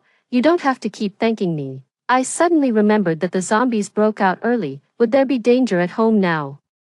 "Brother Trevor, is my bag still there? I want to call my mom." Trevor handed me the backpack and said, "The signal is cut off, and you can't get through on the phone. I have to leave here and go home." "Brother Trevor, what are your plans next?" "I'm going to Inuan in Licheng. I originally planned to go back to Licheng to celebrate Grandpa's birthday. Then let's get ready and leave." Trevor nodded and went out to inform the others. I quickly packed up, put on my backpack, and went out. Everyone was already ready. The 2 soldiers, Aaron and Adrian, were going to the military base in Licheng. The 2 gas station employees, Willow and Wesley, were going home. It was a 20-minute journey from here, and Trevor and I were also going to Licheng. We decided to go out to find a car together. After finding a car, the gas station employees would go home, and we would go to Licheng with the soldiers. Before going out, I secretly put down 4 bags of rice and 2 boxes of water in the kitchen. It was enough for Grandpa Adam and his grandson to live for a few months, and I told Grandpa Adam, "Grandpa Adam, there are zombies biting people all over the street. Not everyone is trustworthy. To protect your grandson, don't open the door to anyone easily." We were lucky to be saved, but if I didn't have the space, Grandpa Adam and his grandson would also be dragged down by our group because of the food. 6. We first went to a hardware store not far away to get weapons. Trevor, the 2 soldiers, and I all chose kitchen knives. Wesley and Willow didn't dare to take knives and chose steel pipes. To avoid all the zombies surrounding us, no one dared to use a gun. The 2 soldiers walked in front with knives. Trevor and Wesley walked on the left and right sides respectively. Willow and I walked in the middle. Although the zombies were agile, fortunately, we were near the national road, and there were not many people or zombies. As long as we overcame our fear of the zombies, it wasn't that difficult to kill them. The 6 of us quickly moved towards the place where there were cars. Suddenly, Trevor turned around without warning, holding a kitchen knife in his hand. He slashed fiercely at what was behind me. Along with the sound of the kitchen knife cutting into the flesh was a low growl from a non-human. Hoo-hoo-hoo. I quickly swung my kitchen knife towards what was behind me. The kitchen knife knocked the zombie's head aside, when Willow reacted and looked behind her. A pale face covered in blood was right next to her face. Willow let out a scream. I took back my kitchen knife and quickly covered her mouth, but it was too late. All the zombies rushed towards us. The 6 of us quickly ran towards the direction where there were fewer zombies. A long line of zombies followed behind us. The zombies surrounding us in the front fell one by one under the attack of the 2 soldiers and Trevor. I followed behind them and killed the zombies they didn't take care of. The zombies behind were about to catch up. Willow screamed again when she saw the zombies pouncing in front of her, and Wesley had hidden between the soldiers and Willow. I quickly pulled Willow to one side and took care of the rear. To kill the zombies with one blow, I slashed at the zombies' necks with each knife. The zombies' heads were their weak points, and so were their necks. Although each blow was accurate, unfortunately, after a long time, strength was my weak point, and the knife's edge was curled. I swung the curled kitchen knife in my hand expressionlessly. I wasn't willing to die here after being reborn. At this time, several gunshots came from behind. Immediately, more intensive gunshots rang out. The zombies were stimulated by the gunshots and moved faster. Suddenly, a hand pulled me to the left with force. It blocked the zombies, looking at the zombies pouncing in front of me. I used all my strength to cut off the zombie's neck and continued to slash beside me along the force. Ah, A shrill scream sounded, Wesley's arm fell to the ground, and blood splashed all over my and his upper clothes. The zombies pounced more excitedly. I quickened my pace and stepped back, and Wesley had been knocked down and overwhelmed by the zombies, just because I saved Willow and there was no human shield between him and the zombies. He used me to block the zombies. What a useless man. Did he think women were weak and could be bullied? In my previous life, I was pushed into the zombie horde once. How could I not be on guard in this life? The army is here. Willow seemed to not see the dead Wesley and looked towards the direction of the army in surprise. Trevor glanced in my direction. Seeing that I was okay, he didn't say anything. The group of us accelerated the speed of clearing the zombies. But among the zombies, I saw Wesley, who had been knocked down by the zombies. He was covered in blood, and his grayish-white eyes that had obviously turned into a zombie stared at me. I was shocked. Before I could react, I saw Wesley pounce towards me faster than the other zombies. Obviously, Willow was closer to Wesley. I quickly took out a new kitchen knife from the space and slashed at Wesley's neck. Then I continued to run backward. I turned my head and saw that Wesley had completely fallen. 7. A dozen military trucks could be seen ahead. The soldiers wearing green camouflage uniforms were standing on the roof of the trucks and shooting at the zombies in an orderly manner. Strangely, each shot didn't hit the zombies' heads, and no blood flowed out. The zombies lay quietly on the ground. The zombies in the middle of the road were also moved to the side of the road by the soldiers. This scene was very strange. The two soldiers should have been called to ask questions. Trevor, Willow, and I were taken onto a military green truck heading out of the city. Through the car window, it was obvious that this section of the national road had been blocked off. It was not easy to get off the truck. We were taken to a shed for a full-body examination and questioning. After being quarantined for 24 hours, we signed a national confidentiality agreement and were released. Until now, I finally understood why I thought the end of the world would come in a week, but I met the zombies so early. It turned out that the country had already made the greatest efforts, and from shooting to besieging, there were some secrets about these zombies. The journey on the road had been delayed for 2 days. The time left for me was not much. And today was also the time to check the supplies. After being released from quarantine, I told Trevor my concerns about the zombies and prepared to buy more supplies. We separated and went our own way. I rented a car again and drove directly to the warehouse I rented before. I didn't meet the intermediaries. It was all online transactions. After the last batch of supplies was put into storage, I handed over the balance and the warehouse password to the intermediaries online. And this deal was over. After everyone evacuated, I drove around the warehouse to observe it and then entered the warehouse to collect the supplies with the space. After collecting the supplies, I always felt that there was a burning gaze staring at me from behind. I looked back, but there was nothing. Was I exposed? I quickly left the warehouse and drove around the warehouse again to observe. Still, I found nothing. I couldn't be sure if there was someone or it was just an illusion. I didn't care so much. I would go home to see my mom first. It was already evening when I returned to the community. There was a large truck unloading goods in front of Trevor's house next door. When Trevor saw me passing by, he came over and exchanged contact information with me. The construction of my house for 3 days had also ended. I thought my mom had paid the balance to the construction team. I opened the door with the key and saw my mom cutting vegetables in the kitchen wearing an apron. The warm light shone on her, and she was still the same as in my memory. My mom turned around and walked towards me when she heard the sound. Ching-ching, you're back. I thought you didn't come back yesterday, but you should be home today. We can have a meal soon. Listening to my mom's chattering voice, this rebirth finally felt real. When my mom came over, I hugged her and my eyes couldn't help but turn red. There was no time when I was more grateful than at this moment that I had a space full of supplies. The end of the world would still come, but I could take my mom and rewrite our destiny. After tidying up and having a meal, I pulled my mom to sit down. Mom, I want to tell you something. Although it's absurd, you must believe me. I told my mom everything that happened in my previous life without hiding anything. At first, my mom thought I had a big dream and hugged me to comfort me, until I showed my mom my space ability. The national road to leeching is already in chaos. In 4 days, the virus will break out completely. Mom, you have to believe me. My uncle and his family really killed us. I don't ask you to take revenge. I just need you to ignore them. Listening to my choking voice, my mom's throat tightened. Finally, she said with difficulty, Ching-ching, Mom believes you, no matter what happens in the future. Mom will stand by your side. 8. In the afternoon of September 26, 2030, Vivian's family was finally driven out of the house. Vivian didn't have much money in her hand. Her parents wouldn't believe the so-called end-of-the-world statement. All Vivian could do was try to stockpile food at home.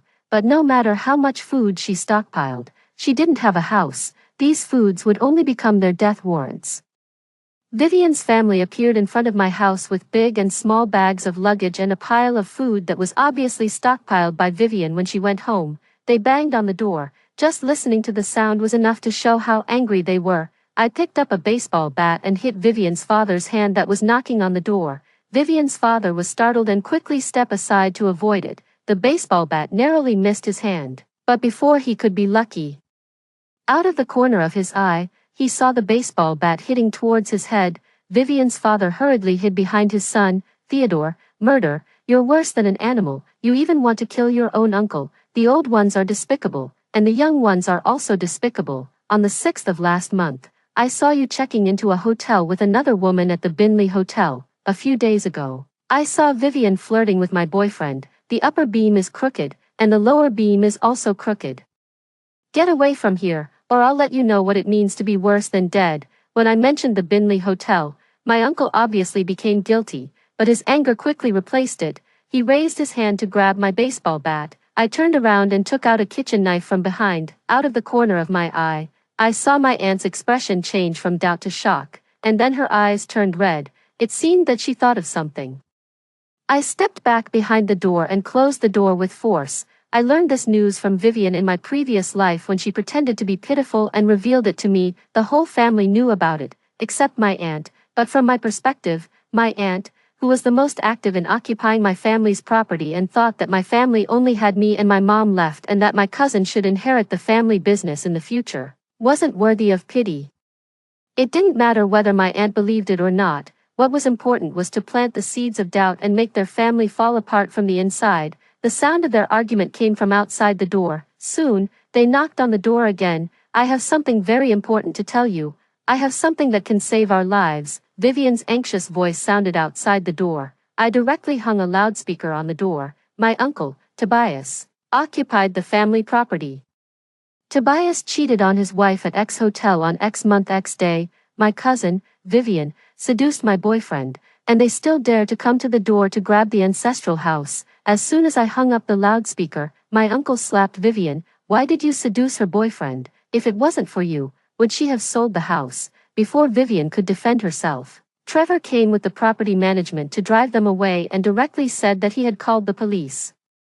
Forced by the property management's eviction and the ridicule of the onlookers in the villa area, Vivian's family dragged their big and small bags and a lot of food and went to a hotel outside the villa area in full view. I then brought a basin of chicken cooked by my mom from home and sent it to Trevor's house to express my gratitude. That night, Vivian sent me a friend verification message. I've called Owen over. We can explain to you. Can we meet? That's exactly what I want. I directly approved her friend request and replied, what's between me and Owen? When did you have the right to call him? Act crazy. The more unreasonable I am, the more normal it is. It's really a misunderstanding. You can hit me or scold me, but I just want to clear up the misunderstanding. Really, tie Owen up and let me vent my anger. Okay, as long as you're willing to lend me the ring. After 12 o'clock at night, I went to the hotel. Owen had come from school in the afternoon and was staying in the room next to Vivian's family. Knowing that the end of the world was coming, Vivian was quite generous and directly booked a penthouse suite in the hotel. As soon as I knocked on the door, Owen opened it. When he saw me, he immediately came to hug me. I dodged into the room. Vivian was sitting at the table and warmly greeted me. Sister, you're finally here. Are you thirsty? Have a glass of water first. I looked at Vivian coldly. Didn't you say you would tie him up for me to vent my anger? What, can't you do it? They exchanged a glance. Owen closed the door and came to hug me again. I took out an electric stun baton from the space with my hands behind my back and stunned Owen directly. Vivian stared at me in surprise. The space. Before she could say anything more, I kicked her to the ground. I used all my strength for this kick. Vivian almost fainted from the kick. After calming down for a while, Vivian stared blankly at the ceiling and muttered, "Why, I've been reborn, and now you're here to stop me. You've been reborn, and is this all you can do? Vivian's face turned pale with anger. What do you know? I'm not like you. I have no money, so I can only borrow from Owen. After you sent the chat records to the school network, Owen didn't want to lend me money anymore. I told him the end of the world was coming and asked him to stockpile food, but he didn't believe me at all. He came here because he couldn't stand the rumors and wanted to sleep with you and threaten you to clarify the things on the school network. Really? Then we'll settle both the old and new grudges this time. I took out the medicine made from Diefenbachia and pinched Vivian's neck to make her swallow it. After making her lose her voice with the poison, I severed her hand tendons. Vivian curled up in pain and couldn't make a sound with her hoarse throat. She soon fainted from the pain. The grudges from the previous life end here. As for the grudges in this life, I picked up the water that Vivian prepared for me on the table and made her drink it. I kicked Owen, who was lying on the ground, made a 10 cm long wound on each of his calves, tied him up and hung him on the second floor. The blood from the wounds dripped to the ground along his calves. When he woke up, there would be a surprise waiting for him. I took out the surveillance cameras and installed them in the room in the corridor. Then I climbed from the outer wall of the hotel to my uncle's room next door, installed a surveillance camera above the window, and sent out a drone to monitor at all times. After doing all this, I went home, at 2 a.m., on September 27, 2030. In the surveillance footage, Vivian woke up. Her face was flushed. She struggled to get up from the ground, opened the door with her body, and kicked the door of the next room. Seeing her disheveled look, Vivian's parents immediately called 110 and 120, but no one answered. Finally, they called 2 hotel staff and a security guard to go to the hospital together. However, the smell of blood on Owen had already attracted some zombies. Under the cover of the night, the zombies had come downstairs of the hotel. Yes, the national end of the world came again, 3 hours ago. The zombies had spread rapidly around with the national road as the center. Vivian was helped into the car. In a daze, she saw 5 or 6 people on the ground gnawing on something. 2 of them noticed them and were about to stand up. Vivian woke up instantly and struggled to get out of the car and rushed into the hotel. Vivian's father and Vivian's mother were wondering what was going on when a sharp scream suddenly burst out in their ears. The 2 hotel staff were being gnawed on by the zombies, and other zombies were running towards Vivian's father and Vivian's mother. Vivian's father pushed Vivian's mother towards the zombies and fled back to the hotel with the security guard. 6 people went down, and only 3 came back, and it was highly likely that the hotel lobby couldn't be defended. Back on the top floor of the hotel, Vivian's father and the security guard collapsed on the ground. Vivian couldn't hold on any longer because the medicine was taking effect. But no one cared whether she was alive or dead at this moment. With her last bit of strength, Vivian forced herself on the hotel security uncle, maybe because he was scared by the zombies. 2 minutes later, the security uncle turned over and vented on Vivian's body repeatedly. At 5 a.m., on September 27th, a scream pierced the sky. When Owen opened his eyes, he saw that he was hanging in the air. When he looked down, he found that more than 20 zombies were densely gathered at his feet, stretching their hands towards him and making jizya sounds. One of the zombies even climbed onto the pile of zombies, and its outstretched hand touched Owen's shoes. This terrifying scene made Owen pee his pants in fear, and he could only shout for help desperately. The hotel guests opened the windows one after another, watching people turn into unconscious zombies. Most of them were so scared that they couldn't move. After a while, someone finally remembered to save Owen. In the end, the security uncle who lived in Owen's room pulled him up. With the arrival of the day, more people who didn't know what was going on, kind-hearted people, and people who went out. There were more and more zombies on the road, the villa area, because Trevor had controlled all the entrances and exits in advance, temporarily became the safest place at the moment. 5 days after the zombies spread, the food in the hotel was almost gone. At this moment, most people remembered Vivian's family who had checked into the hotel with a large amount of food.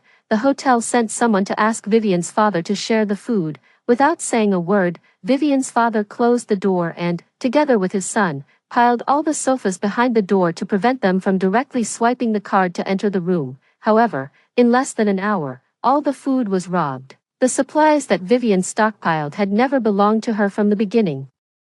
10 days after the zombies spread, people with little stockpiled food began to take the risk of going out to find food. Vivian exchanged her body for food, and Owen had to go out with his injured leg. Owen ran behind the others. Whenever he couldn't run anymore, a drone would fly above his head and play the song, Good Luck. After everyone found that the drone chased above Owen's head twice in a row, no one wanted to team up with Owen anymore. 15 days after the zombies spread, Vivian couldn't exchange her body for food anymore, and Owen didn't dare to go out to find food alone. The two of them had been hungry for several days, and Vivian's father and Theodore were in no better condition. If this went on, they were likely to be starved to death. After discussing it, these people found several of the most powerful guys in the hotel. Why should we be scared and have no food, while those people in the villa area are living well? They have stockpiled some food in each house. I know one of them. There is a lot of food in their house. I can lead the way. Looking at Vivian's father who was spitting and Vivian and Theodore with angry faces in the surveillance footage, I just found it funny. After I told Trevor about their plan, Trevor immediately organized a group of residents in the villa area to guard the gate. At noon that day, a group of people in the hotel got together and prepared to break through the gate of the villa area. Unfortunately, no one was willing to be the decoy to lure the zombies away. They could only throw the phone that played the music a little farther away to briefly lure the zombies away. When this group of people rushed towards the gate of the villa area, Trevor just took out his gun, unexpectedly. The gate of the villa area opened automatically. Trevor rushed to the security room, pushed away the person who controlled the gate switch button, and closed the gate again. We're all compatriots. We should save one if we can. Trevor sneered and quickly left the security room, asking all the residents at the gate to go home immediately. Before they walked far, some people in the hotel rushed into the villa area while the gate was open. Vivian and Owen were slower than the others because of their injuries. The zombies were only 2 steps away from them, and the gate was about to close. Just when they were desperate, the gate opened slowly again, but the zombies' hands had touched Owen's back. Owen broke out in a cold sweat instantly. While speeding up, he pushed Vivian towards the zombie horde behind him. Vivian's body was grabbed by countless hands and bitten by blood-red teeth. Vivian stared at Owen with red eyes until she was submerged by the zombie horde. However, soon, Vivian rushed out of the zombie horde and rushed into the villa area before the gate was closed again. The people who had just rushed into the villa area and thought they were safe and sat on the ground to rest one by one turned into zombies. The person who opened the gate in the security room was no exception. When he was being bitten by the zombies and was desperate, he opened the gate of the villa area again out of resentment. The false kind-hearted people showed their true demonic nature when their interests were touched. 10. Hi, Vivian. Vivian, who was about to pounce on Owen, immediately gave up on Owen and chased after me when she heard my voice. I quickly went back inside the wall and closed the gate. Vivian banged her head against the gate. I opened the video intercom doorbell and said, Vivian, you still have your consciousness, right? On the national road before. I guessed that turning into a zombie didn't mean real death. Everyone was just controlled by the virus. As long as there is a vaccine, all the zombies can turn back into normal people. I just tested it with you. I didn't expect you to hate me so much that you gave up Owen, who was about to be yours, and came after me, verifying my guess. You should be happy to get this news. But, think about why the zombies' abilities degenerated over time until they completely fell in the previous life. Zombified people are still human after all. Without eating or drinking, their physical functions degenerate, and they will also die. I'm waiting to witness that day for you. The violent and rapid sound of banging on the door sounded again. In extreme anger, the zombies seemed to gain temporary control of their bodies from the virus. Wesley was like that, and so was Vivian. This is why the zombies weren't shot on the national road. I went back to the second floor, took out the bow and arrow, aimed at Owen who was knocking on the door for help everywhere, and shot an arrow through his leg. Owen screamed and fell down. His scream attracted Vivian. Owen crawled backward with his injured leg. The flowing blood stimulated Vivian to move faster and faster until she pounced on Owen and bit his throat precisely. 1 month after the zombies spread, the residents in the community who had stockpiled food basically ran out of supplies.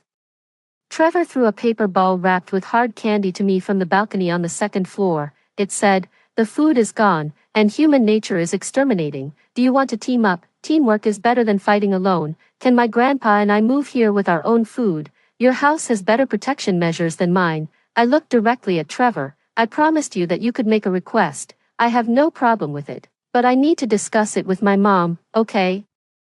Waiting for your reply, I discussed it with my mom. We were old neighbors, and my mom was willing to let them move in, but she was worried that my space would be exposed. We'll move to the third floor and let Trevor and his grandpa live on the second floor. We'll clearly define the living areas and not interfere with each other. Just in case, I'll put 1/3 of the supplies in the bedroom and the kitchen. My mom thought it was feasible. After using the drone to attract away the zombies wandering in front of the villa, Trevor sent his grandpa over and settled him down. Then he moved a lot of daily necessities and food here one after another. I knew Trevor had stockpiled a lot of food, but they must be short of vegetables and fruits, so my mom and I dried some vegetables and made them into cooked food, and occasionally sent them to Trevor and his grandpa. 2 days after Trevor moved in, his worry came true. As the food became less and less, many people were fooled by Vivian's father and Theodore and believed that our family had a large amount of food. At night, someone climbed over the wall and was shocked by the electricity and made a trembling sound. Someone pried the lock, but it triggered the electronic alarm and attracted a large number of zombies. We didn't have to do anything, and several people died from exhaustion. Therefore, they were more convinced that we had a large amount of food in our hands. More and more people joined them, reaching up to more than 50 people. If it didn't work once, they would try a second or third time. They even found a large iron door from somewhere and blocked the road, blocking all the ordinary zombies, just to deal with us. Bang, bang, bang. When the gate was almost broken open, Trevor used a pistol. The deafening gunshots made more and more zombies gather around. Just as Vivian's father and Theodore were going to retreat temporarily with this group of people, a zombie with its upper body bare and all blue jumped down and plunged into the crowd to bite. We could even hear the sound of flesh being bitten, and the howls of pain were endless. The mother virus. Trevor's face turned a little pale, but his tone was firm. We must kill it. I quickly shot at the mother virus with a crossbow. Trevor also fired quickly, with a loud bang. The window glass on the second floor shattered. The mother virus jumped and pounced on Trevor like lightning, without time to think. I threw the Hummer in the space and directly smashed it towards the mother virus. With a bang, the mother virus and the car fell into the yard together. The mother virus rolled on the ground twice and then bounced up again. This time, it pounced on me. I threw out a motorcycle from the space again, but the mother virus quickly. I was knocked to the ground. Before I fainted, I vaguely saw the bloody teeth of the mother virus. 3 months after the zombies spread, when I woke up again.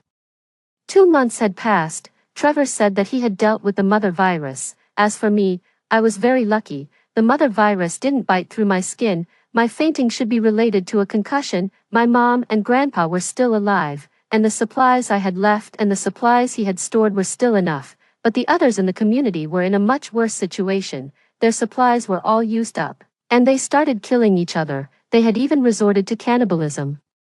Vivian's father and Theodore had been. I lowered my eyes and didn't say anything. Everyone had paid the due price for the evil they had done. He didn't ask about the space, and I didn't explain further. The glass on the second floor had been broken, and I asked Trevor and Grandpa to move to the third floor and live with us. It seemed that there were only the 4 of us normal humans left in this place, and it seemed meaningless to be more on guard, a space like a Chinkuan bag, occasionally.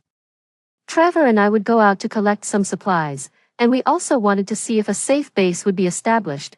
1 year after the zombies spread, the safe base in Licheng was established. I donated the seeds I had collected before the end of the world and got the opportunity to move in. I was also allocated a nice 2-story small building. Our 2 families supported each other this year, and we got along very well, so we planned to live together in the future. Trevor became a doctor in the base, and I became the captain of the guard team with my martial arts skills. 3 years after the zombies spread, since the virus vaccine hadn't been developed yet, and the number of zombies was still increasing while some were dying, the leadership finally decided to clear all the zombies. No one knew that their relatives and friends were still alive after being bitten, and no one knew that their relatives and friends would die with their consciousness clear. The end of the world was finally coming to an end. The boss survived, and the level failed. The mechanical electronic voice sounded. I slowly opened my eyes. The orange streetlights flickered on and off. I turned my head and saw a man in a white shirt in the driver's seat. His temperament was unforgettable. I quickly took out a fruit knife from the space and pounced on the driver's seat, stabbing it fiercely into his heart. Bang! In the sudden constriction of his pupils. The car crashed into the roadside guardrail. I didn't dare to let go of the knife, for fear of being counter-killed accidentally. Why don't you play with me some more? It's only been 7 times, Trevor, you lunatic. Trevor smiled. Your performance every time is a surprise. You're really like a treasure that can't be dug out completely. A fire burned in my eyes. Is it fun to watch others struggle to survive? You, the maker of the virus, before he could answer.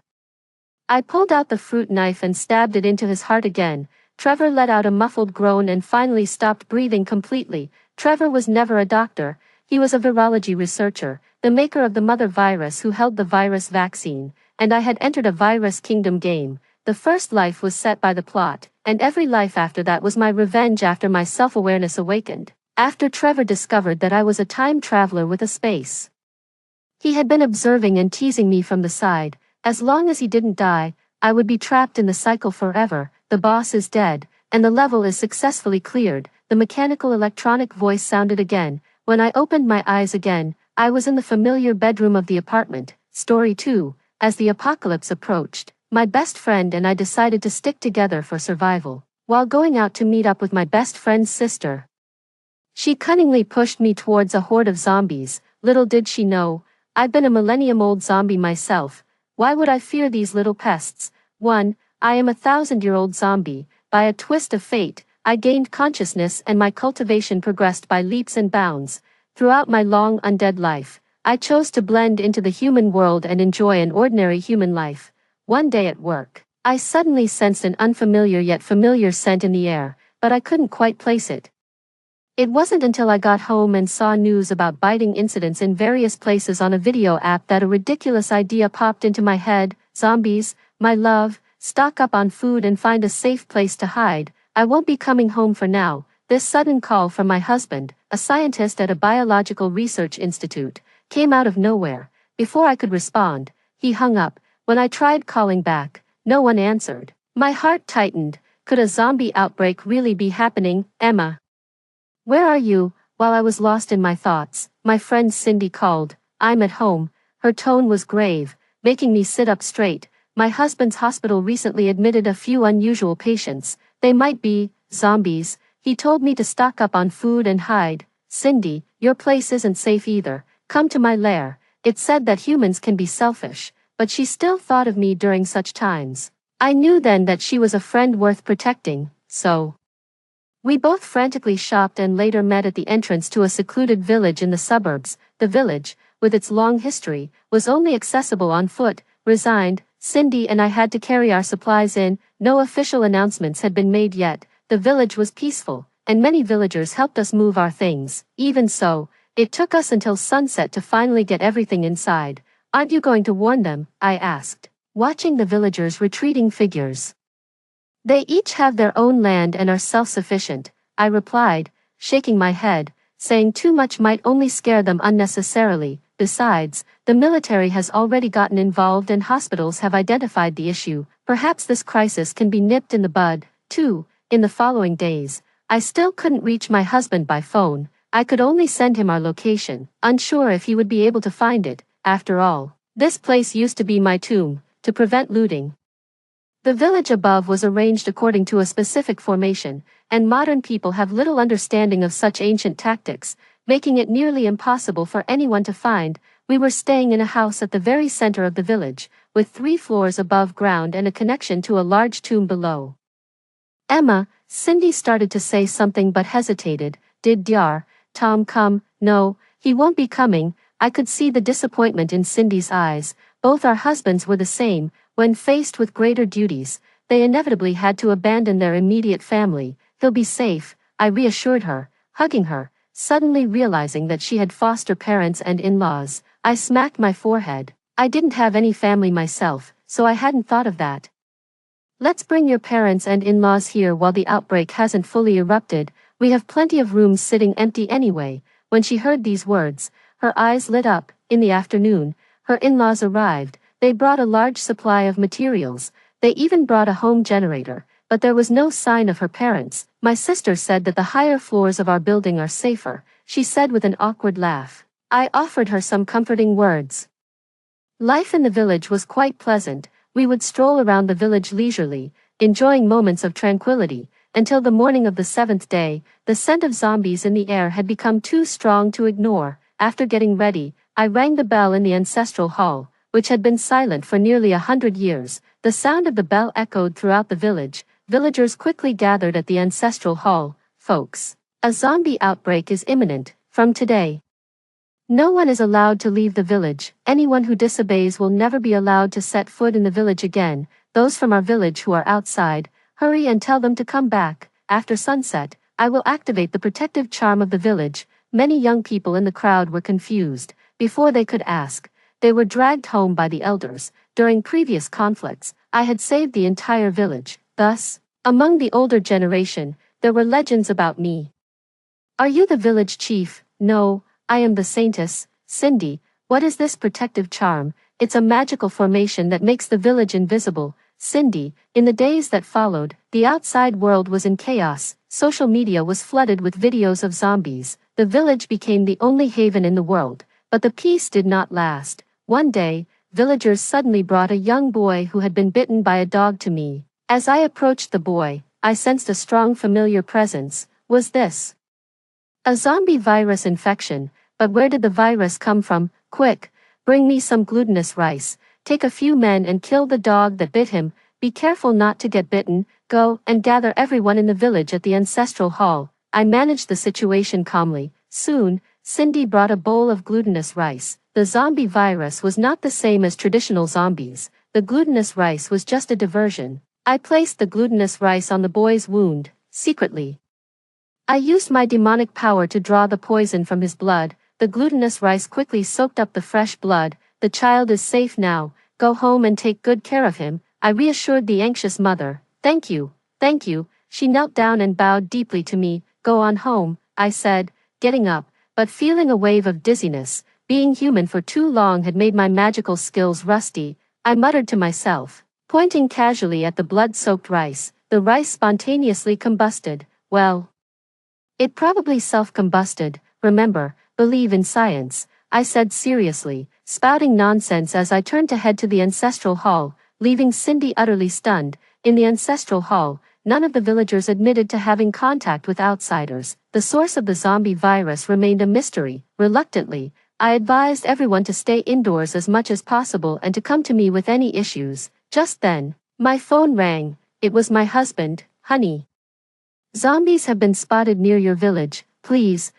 be careful. Team leader, is your wife nearby? Let's go to your place and hide. The woman pleaded over the phone. Her husband quickly hung up the phone. Clearly, he was reluctant to risk sheltering us. Emma, my parents were outside the village. They encountered zombies. After hesitating a few times, Cindy still shared the situation. It turned out that their home had been attacked by zombies. The family thought about coming here to take refuge. Unexpectedly, they encountered zombies again on the road. Moreover, they couldn't find the way into the village. Fortunately, they were eventually rescued by researchers who were passing by collecting samples. Give me your sister's number. I'll go pick her up. If I'm not mistaken, the researchers they encountered were probably my husband and his colleagues. Cindy hesitated. I will save them without compromising my own safety. I knew the turmoil she was feeling inside. With the familiarity of my husband's scent, I easily found them. At that moment, they were surrounded by 7 or 8 zombies. Even so, they were protecting Cindy's parents and sister behind them, and Cindy's sister Faye was tightly clutching the edge of my husband's shirt, her eyes filled with admiration and affection. I'll lead them away. You take them and run, leader. I've been bitten already. I'll lead them away. You guys run. Several of the wounded brothers protested. You're already injured. You can't delay them for long. Leader, I'm not injured. I have a younger brother at home. Let me do it. I'm the leader. Listen to me. Get ready, and run when the time is right. My husband's face was stern as he shouted and then seized the opportunity to charge towards the horde of zombies, attracting their attention as he ran. Watching this scene, I swallowed my tears, softly cursing under my breath. You heartless man. Don't you think of me waiting for you at home? Everyone, don't run around. Follow me. It's safe with me. Many of the brothers in the crowd knew me. Sister-in-law, the leader. Suddenly Faye looked up, her eyes somewhat hostile. It's okay, let's go first. As long as I have a breath left, I can bring him back. How can you be so heartless? He's your husband. Faye seemed to lose her mind. loudly chastising me despite the apocalypse's taboos. Everyone urged her to keep quiet. But she wouldn't listen. Before long, the zombies that my husband had lured away were attracted back by the noise. "Run," someone yelled, and everyone started to run frantically, but she grabbed me and threw me backward with force. I hadn't expected her to do that. Caught off guard, I was thrown to the ground. The zombies immediately surrounded me. "Sister-in-law, your task is to keep us safe. Take the chance while she's holding off the zombies. Let's go." This woman, I had no quarrels with her. But not only did she endanger me, she also prevented the brothers from rescuing me. But at that moment, I had no time to play with her. There was still a chance to save those injured brothers. I had to rescue them first. Scram! My shout mixed with mystical power made the zombies scream and scatter in terror.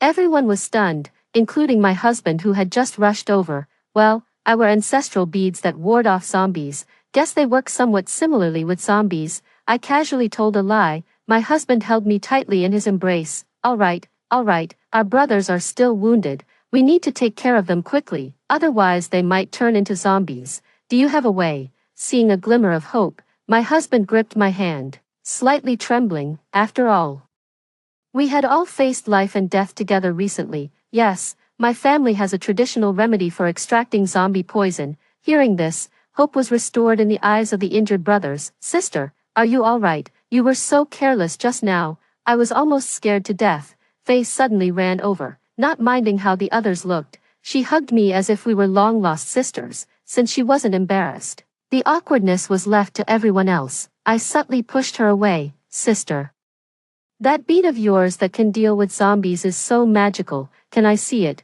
Faye came closer, holding my hand affectionately. "No, you can't." I didn't hide my disdain for her. I had saved her only because of Cindy. "Why are you being so stingy?" She then turned her gaze to my husband, half joking. "Bro, team leader, did you know your sister-in-law is so stingy?" Under my husband's sharp gaze, she awkwardly changed her address. My husband ignored her, continuously stroking the palm of my hand. His innocent look seemed to say, "I'm not that close to her." I couldn't help but give a wry smile. While speaking, I led them to the entrance of the village. To the ordinary eye, it appeared as a wasteland. The fog was thick, visibility was very low. "Sister, are you just messing with us?" I didn't explain. It was simply because the village's protective array had a concealment feature. With a wave of my hand, the fog dispersed, revealing a narrow path leading into the village. Everyone wore a look of surprise on their faces. I didn't want to explain and walked into the village first. The younger brothers from the station closely followed behind. My husband covered our rear. "Leader, do you really understand your sister-in-law? In this world, supernatural and filthy things still exist." Although Faye whispered, my hearing was not ordinary, and I heard every word clearly. "Maybe you shouldn't come in." My husband replied coolly. "Emma, you're back just in time. There are a few more people bitten in the village." The village chief saw me come in and, without minding the strangers, immediately pulled me towards the temple. "Chief, let me introduce you. This is my man." I pulled my husband over and introduced him. "The young man is quite handsome," the village chief said perfunctorily. At that moment, his mind was only on the villagers. I didn't mind and continued. "These are his colleagues, who are also injured now. Could you prepare some more glutinous rice so I can detoxify them all?" Hearing this, the village chief subtly moved closer to my side. Sure, I'll get right on it." Mom, Dad, Faye, people in the village had been bitten and injured, and Cindy, coming from a family of medical professionals, rushed to the temple to help. Seeing us enter, she cheerfully called out, "Cindy, are you all right?" Cindy's parents approached and looked her over, relieved only when they saw she was unharmed. Once a daughter is married, she's like water spilled out of the house. If it weren't for our good fortune, we might never have seen you again. Faye glanced meaningfully at Cindy's in-laws who had just entered the ancestral hall as she spoke, seeing both sets of parents dressed neatly, with healthy, rosy complexions, and then looking at her own sorry state. Cindy's parents' joy visibly faded. I couldn't help but glance at Faye. What a troublemaker. That's quite an accusation, after all. It was you who didn't want to move in with us. Faye cares about family ties, and I was already fed up with her, so I retorted on her behalf. Besides, if Cindy hadn't pleaded with me, I wouldn't have come to rescue you. Hearing this, Faye grasped the essence of it. She looked pitifully at her husband. "Sister-in-law, That's not fair. We risked our lives to save you, and besides," she paused, making sure her husband was listening, before continuing, "you are the leader's wife, the team almost. How could you just stay nearby and not come to rescue them? You really don't love your husband at all." Her words were filled with righteous indignation, causing the surrounding villagers to look at us with inquisitive eyes. "Emma, are you worried about the judgment of society, so you're afraid to divorce?" "Don't be afraid. All the people in our village support any decision you make." Hearing this, my heart warmed. "See, these are the villagers who have protected me for 1,000 years. And I have protected for 1,000 years. Everyone is mistaken. Our marriage is strong. It's just that it was too dangerous outside, which is why I didn't let Emma come out." Seeing the villagers' gazes losing their kindness, my husband quickly explained. He also shot a glare at Faye, who was trying to stir up trouble between us. Seeing the villagers' skeptical expressions, he looked at me pleadingly. Who would have thought? The usually decisive man, now, he was looking at me with innocent eyes. Don't misunderstand, everyone, in these troubled times, as a researcher, he naturally has to contribute to the country, and I also need to protect our villagers, so that's why we were temporarily apart. Hearing this, there was a hint of guilt in the villagers' eyes. I knew they felt they had held us back, and they would probably add extra chicken legs to my meal tonight, with the previous experience. This time the extraction of the corpse poison went smoothly, it was just unusually tiring. Which wasn't normal, but given the special circumstances, I didn't dwell on it. After all, monsters aren't so easy to kill. "Are you okay?" Seeing my pale face, my husband's eyes were full of concern. "I'm fine, just need to rest a bit." I waved it off. That day, unusually, my husband stayed over, under the guise of letting the injured brothers rest well for a night. I knew he was just worried about me. The next morning, I woke up to find the bed empty. There was an unread message from my husband on WeChat. "Baby, I've left first. You take good care of yourself and rest well." Seemingly accustomed to this way of interaction, I silently put away my phone. What mattered most now was protecting every villager. "Emma, have you seen the news?" Cindy asked as she handed me her phone. The news was on. Recent studies have found that the zombie virus was caused by human activity and initially spread through birds. Our country has actively participated in the development of related vaccines. We urge everyone to take precautions and stay indoors as much as possible. After watching the news broadcast, the situation with the zombie virus in our village finally made sense. I had no choice but to consider relocating. But the world at this moment was nothing short of hell. After hesitating, I opened the tomb door. In my previous life, I was a princess during the Xia dynasty, a time of unprecedented openness and gender equality. As the queen's most accomplished daughter, I excelled in both arts and military, and was the default heir according to the officials. That was until one day, the queen brought back a young and handsome man. It didn't take long before he became the prince consort.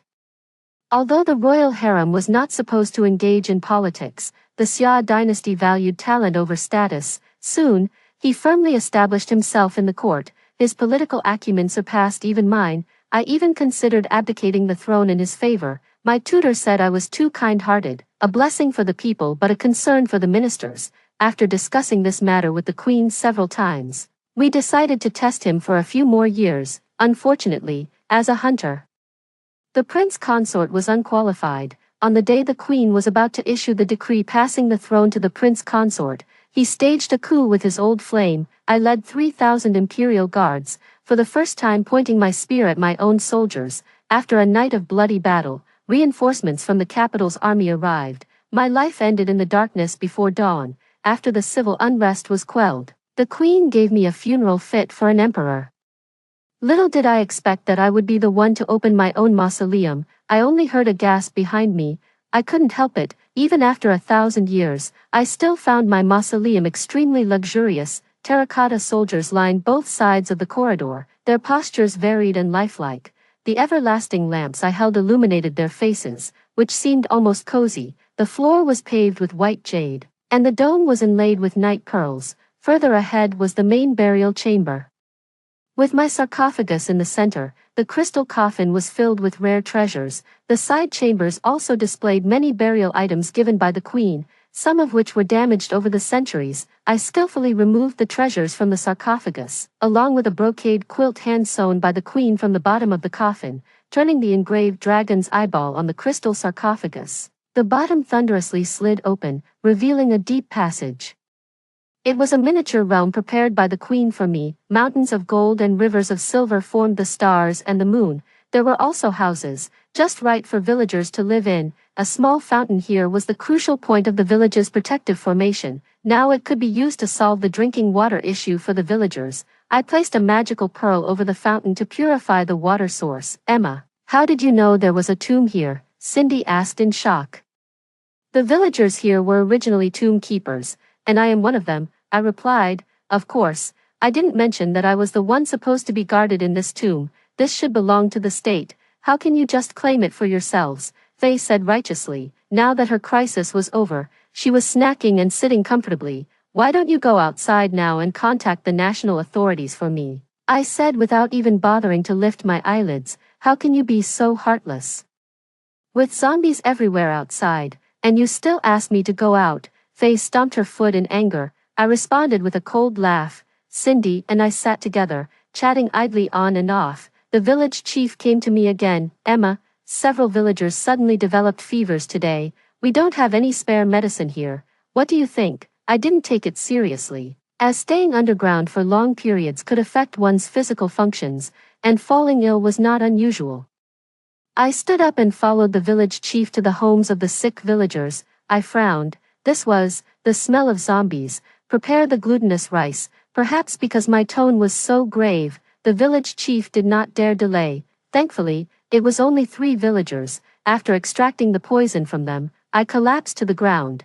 I felt even weaker during this period. Just then, a few more villagers followed my trail and found me. Emma, your Aunt Lisa has a high fever that won't subside. Emma, your Uncle Ben just suddenly collapsed. Emma, I was stunned.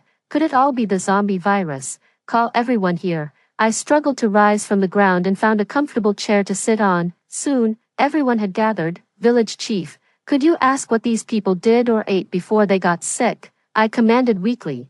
There were 6 patients, and with my current physical state, performing more magic might reveal my true form. After making inquiries, nothing unusual was reported. Aunt Lisa was drinking water before she collapsed. That statement stirred up a commotion, as the relatives of the other patients mentioned that their sick loved ones had also drunk water before falling ill. I frowned. This didn't make sense. The spring water contained my magical bead, so it shouldn't harbor any viruses. Have you found any other sources of water? No, everyone drinks from the spring. Was there anything different about the spring water today? I didn't want to move at all now.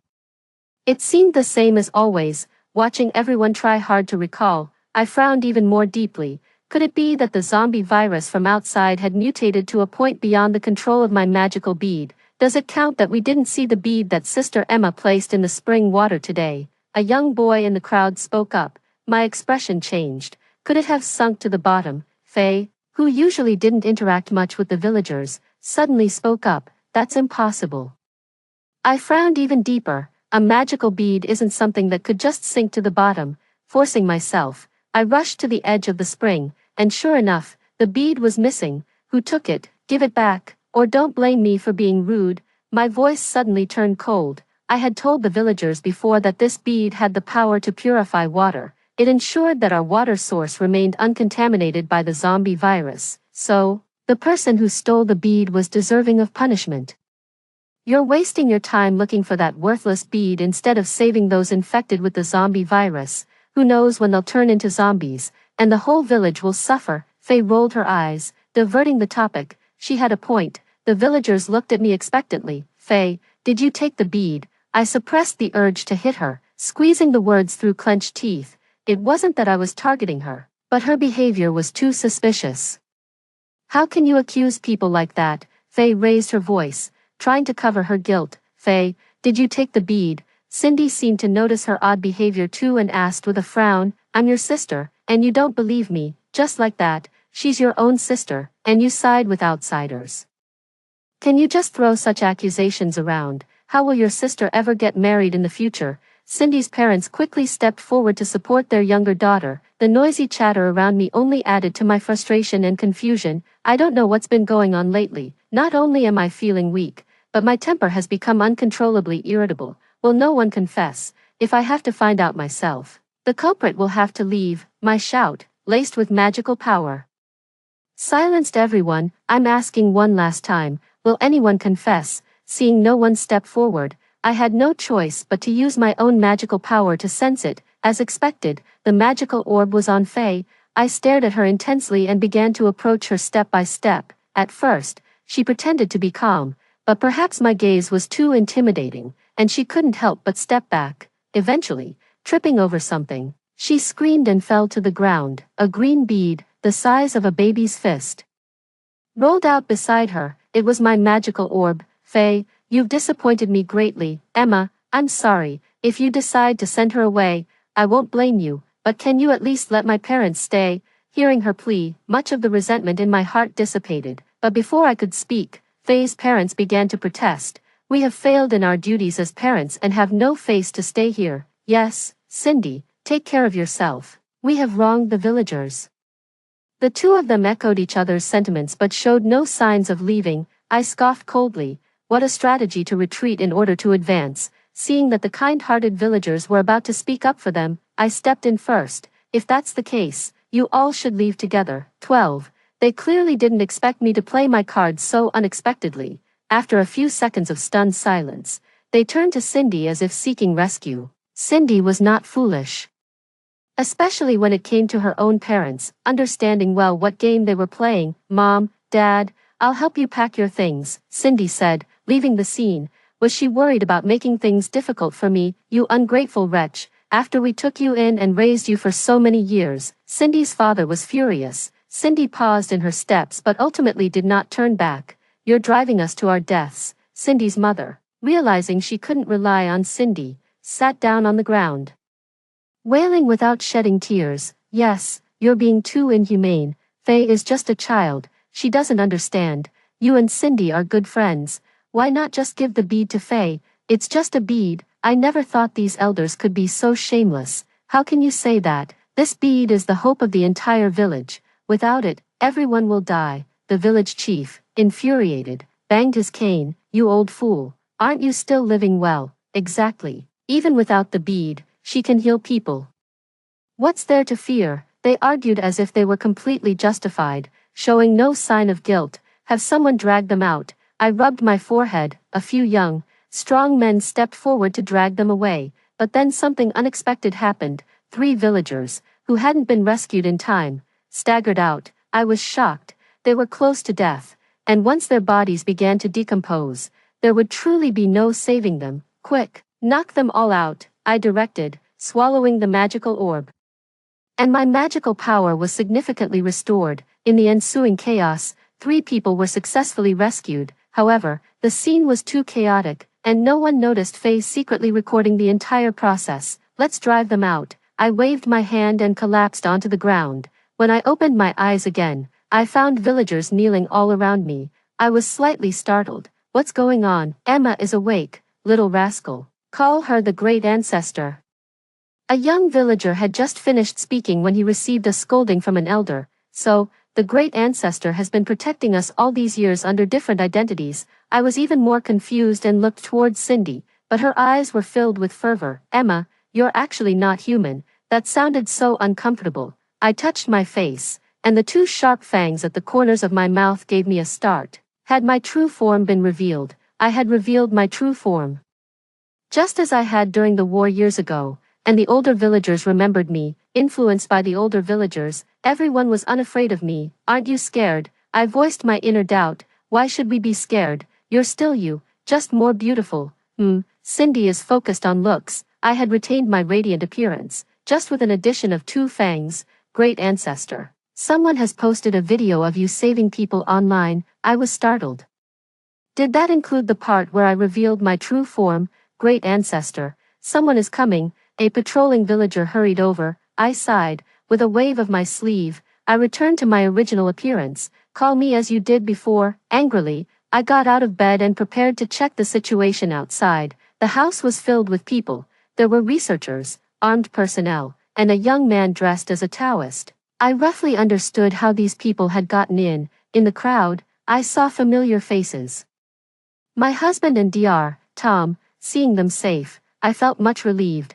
There she is. She's not human. She has a pearl that can cure the zombie virus. Even if infected, she has a way to heal. I looked amusedly at this ridiculous figure before me, raising an eyebrow. After being driven out, Faye still wanted to cause trouble, and then, you should hand it over to the state, she said confidently. The elder leading the group heard our conversation and frowned in disapproval. He approached with a smile and said, Miss, I am in charge of the zombie virus vaccine.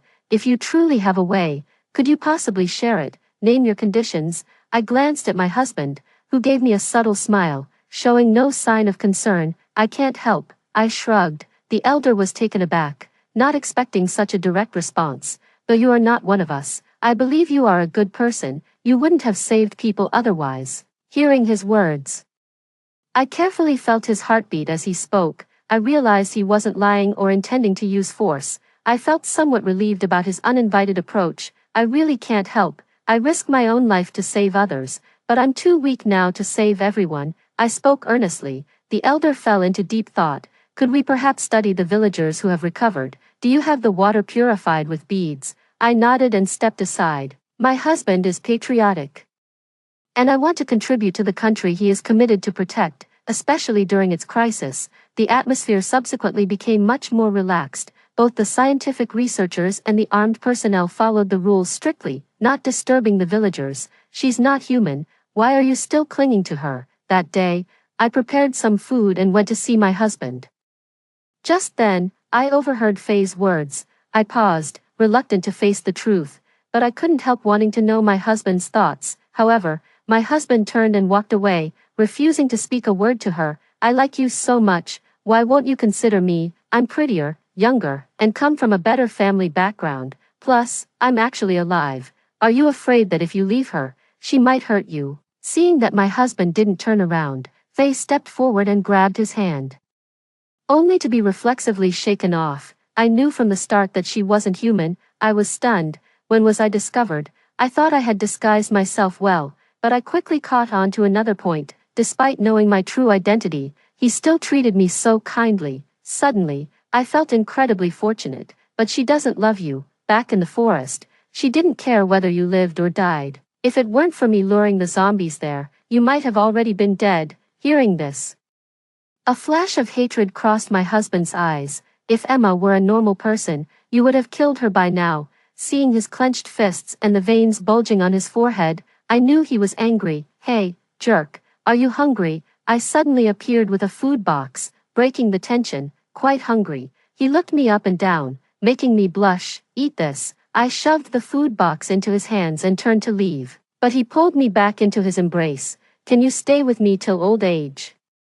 I was taken aback, remembering I had once said I was using my life to save others, and he must have taken it seriously. I've been dead a long time. This is my grave. My husband stiffened. Just when I thought he was scared, he spoke. You really are rich. Suddenly I feel I'm not worthy of you, me. Shall we meet at the civil affairs office? You are only a widower, not divorced. We laughed and joked for a while. Then he looked at me seriously. Don't do this kind of thing anymore. I paused, then realized what he meant. Can you give up the country you love? He looked at me puzzled. They are all descendants of my subjects. Scientific research continued, and Cindy and I came up with different dishes for them every day. The people visibly grew healthier. 6 months later, one night, I suddenly suffered unbearable stomach pain. Cindy heard me and came to check. I no longer had the strength to maintain my transformed appearance and reverted to my original form. The sight of my swollen belly shocked us both. I was pregnant. No wonder I had been tired and irritable whenever I used my powers recently. I had maintained my human form, so no one noticed this problem. Upon hearing the news, my husband took leave to be with me. A zombie giving birth was unheard of, even for me. After a day of agony, just after noon, I gave birth to a daughter. My husband held me and wept with joy. However, the research was still incomplete, and the people continued to suffer. He had to return to develop the vaccine. During the night, all was silent. The careful footsteps at the door thus stood out prominently. With a little thought, I guessed it must be Faye up to her usual tricks. But having just given birth, my magical powers were weakened, and with a baby to protect, confronting her directly was not advantageous. While pondering, I simply reverted to my true form, letting my hair down. I used my feeble magic to create an aura of eerie gloom. As the door opened, I hovered directly in the air. After a scream, Faye fainted from fright. She was still holding a sharp knife in her hand. I scoffed, such a frail mental state, and still she dared to harm others. I recounted the incident to Cindy. She and the villagers locked Faye up. They planned to hand her over to the police once order was restored. Unexpectedly, the scare drove Faye insane. Later on, researchers finally developed the vaccine. The country returned to its former prosperity. I did not stop everyone from talking about what had happened here, but since the founding of the nation, becoming a spirit was forbidden. Everyone just treated it as a mere spooky tale. My husband, daughter, and I lived among the people as if we were just ordinary folks.